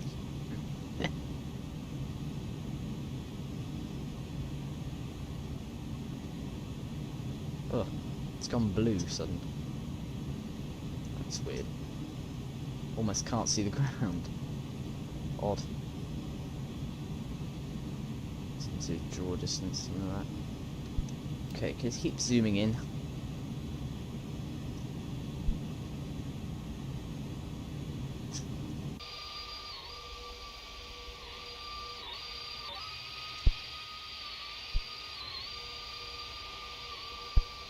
It's an odd looking plane. I get why they call it the Beluga, but it does the job definitely that it was suited to do. Just carry bits of planes across the world. There we go, captured. 19 miles to run. Normally I say about 15 miles in the Airbuses. We're doing 200 knots. In this point we could be doing 205 at that point. We'd be flaps 3, so it has a higher landing speed, I guess. What's our landing speed? Touching down 132 visual approach speed. So that's basically an Airbus. So we just treat it as what the 321 does. So 15 miles should be a bit slower. 15 miles. So 15 miles, I'd say 200 knots, in which case we'd have flap 2. I guess. It's odd. It's... Ah, well. 15 miles, there it is. We'll slow it down.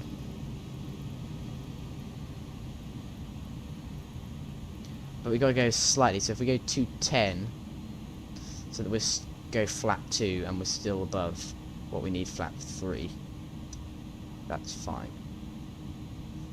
I still can't see the runways. That's fine. Sorry you were gone for it. No worries, Jones Aviation. We're just beginning, dropping out the flaps and things. There goes flap 2.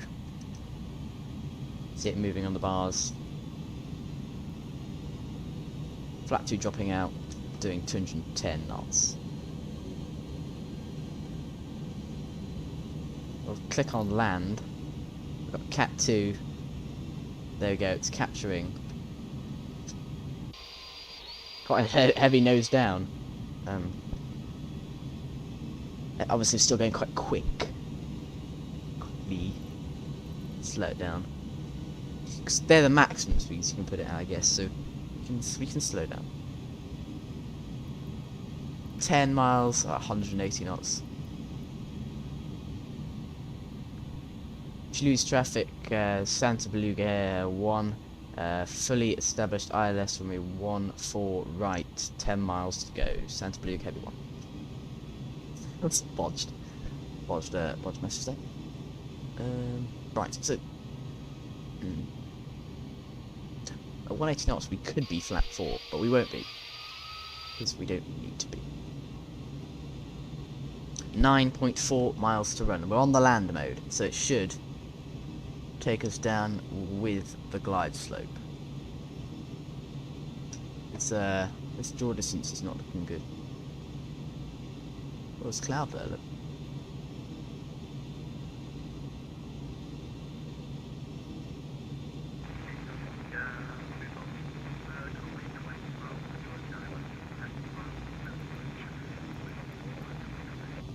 Slows down a bit, 172 or so. Allow it to drop. I'm teetering on the edge of FPS here. This is what I'm managing. Be a lot of disconnects during the cruise. Right, 7 miles. So 7.5 miles, or we should have had flap 2, which we do. Slowing it down now. We'll go the gear down. The gear go down. Flap 3 safe speed is 205 knots, that's perfectly acceptable. 6 miles, slowing right down, 160, 150. Our landing speed is 132, so that's perfectly fine. There's no real set actual speed, so our landing checklist then. The auto brake as required. Maybe, do I put it now? There we go. Low. Anti-skid is checked. The slats and flaps we're setting, the spoilers have been armed already. Flap 3 set. Slowing down.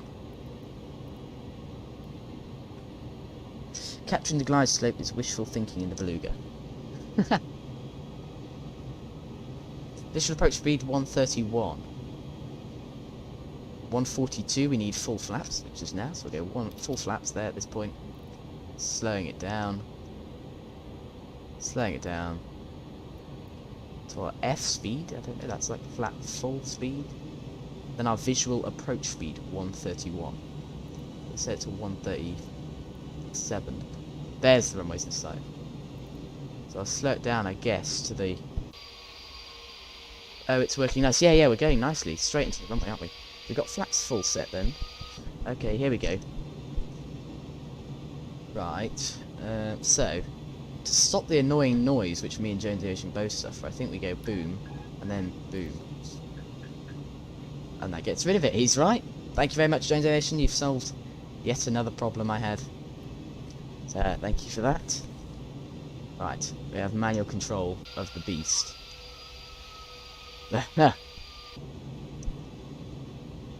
Oh, pitching up, we're a bit low. Following the green crosshair there. Trim it up slightly there. Bit dropping. Not bad, not bad. We're holding station. This has to be turned off in a minute. The auto throttle has to go off and I have to take manual throttle. dreading the moment.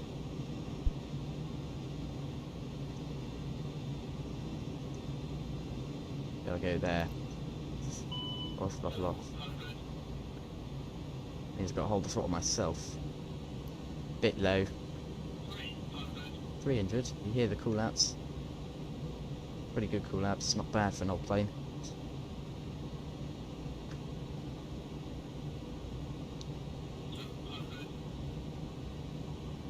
Push the nose down there. We captured the glide slip again because we were sort of below it, and now just about above it. It's not bad.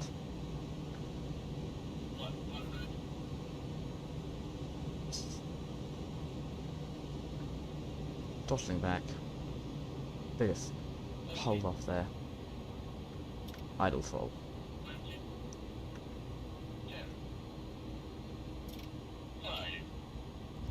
Not bad. Not bad. A bit of a slam, but that's alright. That's alright. Except that reverse thrust is active. I'll take manual brakes there. Wow, slowed down like a rocket. 60 knots. Take off the reverse thrusters. We've slowed down very quickly there. Did not need much runway at all. I'll let it roll for a bit, and I'll open up the Abbey tab and have a look at our exit points and where we need to be taxiing. So we want to take Sierra 4. So we want to take this exit here. Sierra 4 straight off, right again into our holding place. So that's off.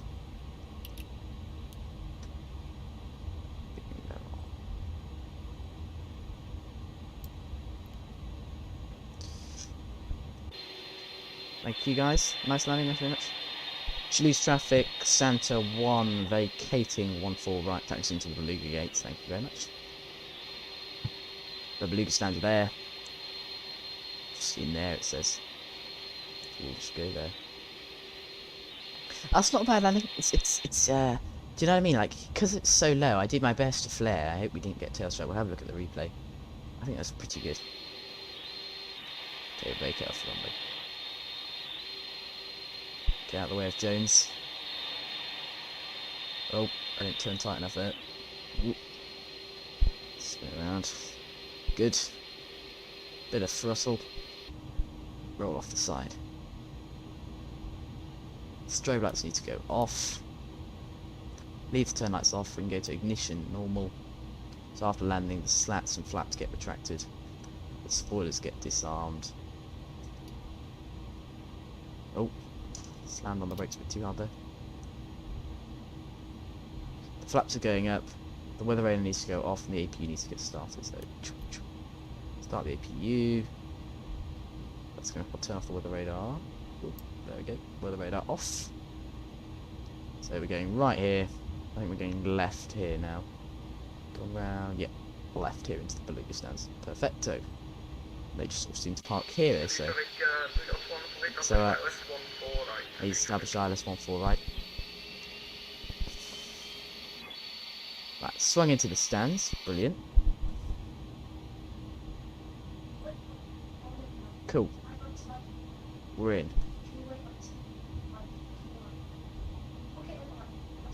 APU is now available, so we'll switch on our APU bleed and make sure we get the gens running. We'll switch our gens to the APU gen. As we've just taxiing on the file there. We've got Jones Aviation's cool. He's going in. We'll taxi into. If we got any one of these stands is our choice. We'll take that one there. I think that one there maybe. Where's that hangar we're supposed to go in? No, I think it's these stands here. So we'll turn in. Turn off lights off. Taxi lights off. There is the stand.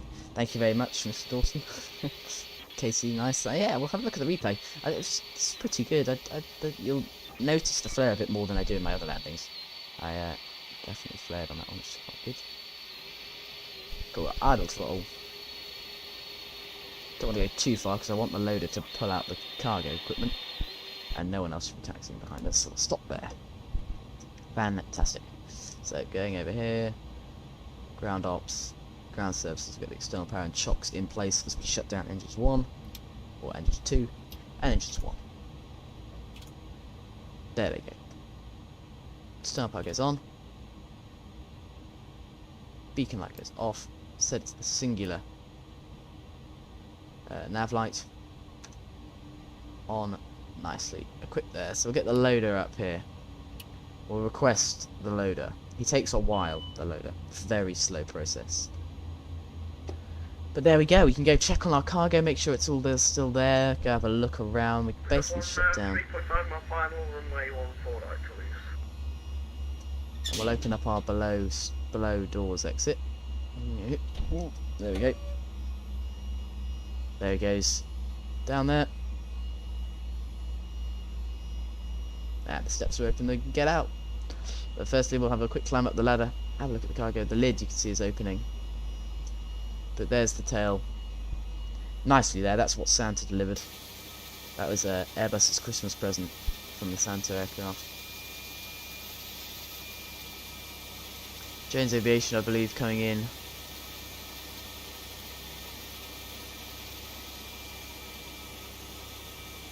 Lots of static planes here, but I don't mind that, that looks pretty cool.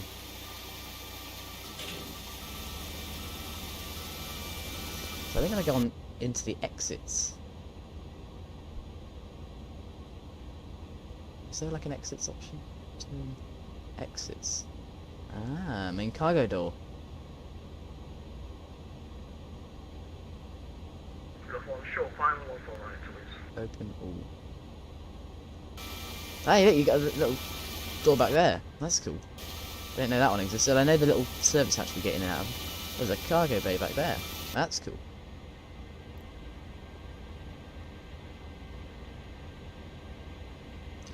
The loader's, when he says he's ready, he's going to tell us. Should we go next free camera? I didn't know there was a little door back there. I haven't tried that one. That's pretty cool. Oh, did he land? Oh no, here he comes, here he comes. Rudolph 1. Sadly not matching him as a Beluga, but he is a Beluga. So we know that. Nice and slow approach, just like me. Yep, perfect. That is a lot of float. Put it down, Mr. Jones Situation. You always have to put it in the touchdown zone. Nice. Just before the end of the touchdown marker. It's not bad, not bad. Well done. Welcome to Toulouse then. He seems the same thing as me. Look, it stops really quickly.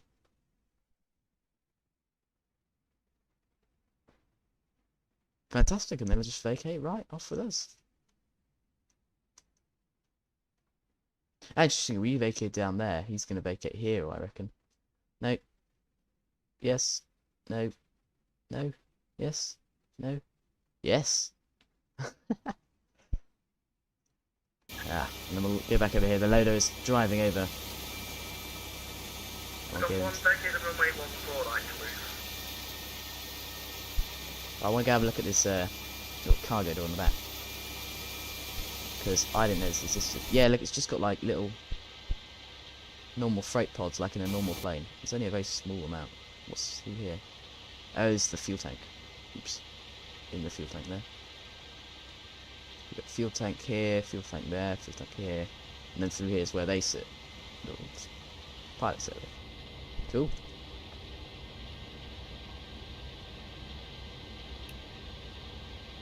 So we'll just go ahead and shut down our stuff then. So what we'll do is we'll turn off our fuel pumps and things. We turn off our captain, turn off the window heats. What else do we turn off? Fuel, that's our tank fuel done. We would do the INS. I think we'll leave that. We'll set it to battery, we'll set it to external power on there. We'll turn off our APU. Turn off the lights, we're now static. 224 feet per minute. Oh, lovely. Very nice. Welcome. He'll come and park up next to us. So the loader is connected. Click unload. Go have a look.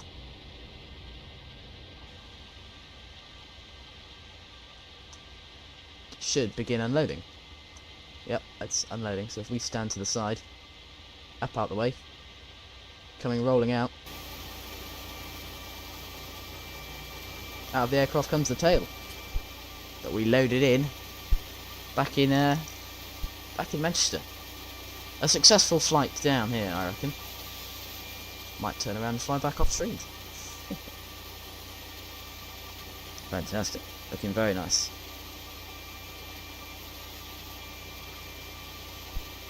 Gets loaded off. I'm sure Jones Aviation will swing it in here next to us. Good.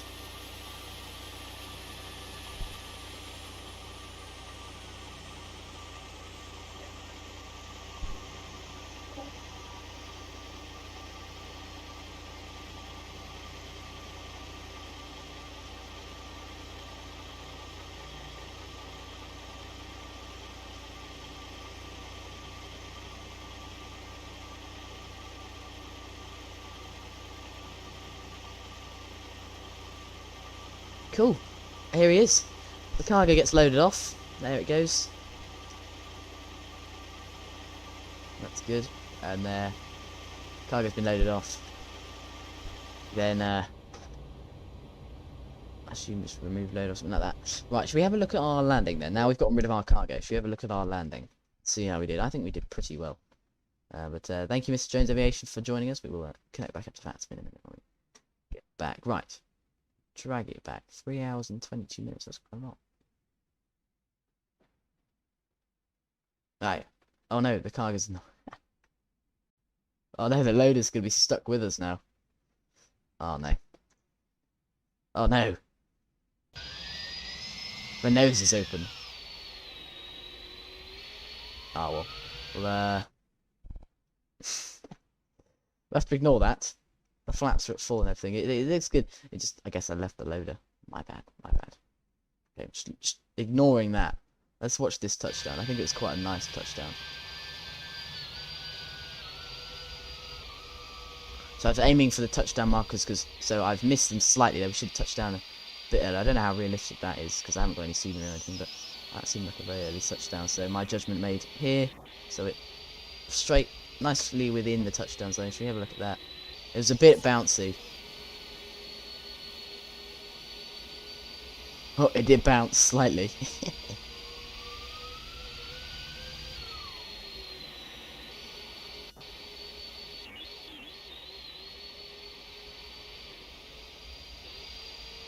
Cool, that'll do though. That's a nice landing. The nose is finally almost closed. And as I say, like, we literally reverse thrusters. Pretty much stopped immediately. Go tower view and have a look at that.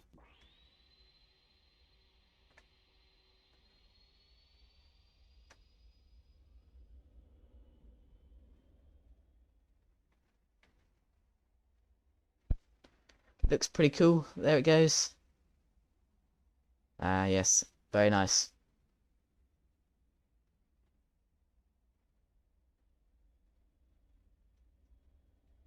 Not bad. Not bad at all. Thank you very much, everybody. Thank you very much for joining us. I had fun. I hope you did too. I'll try and get the frames sorted over Christmas, and hopefully we'll be back streaming probably in the new year. But thank you very much, everybody. I hope you have a good Christmas. I will see you all after that. So have a very Merry Christmas. And thanks very much from here at Pillar Pilot. Bye bye.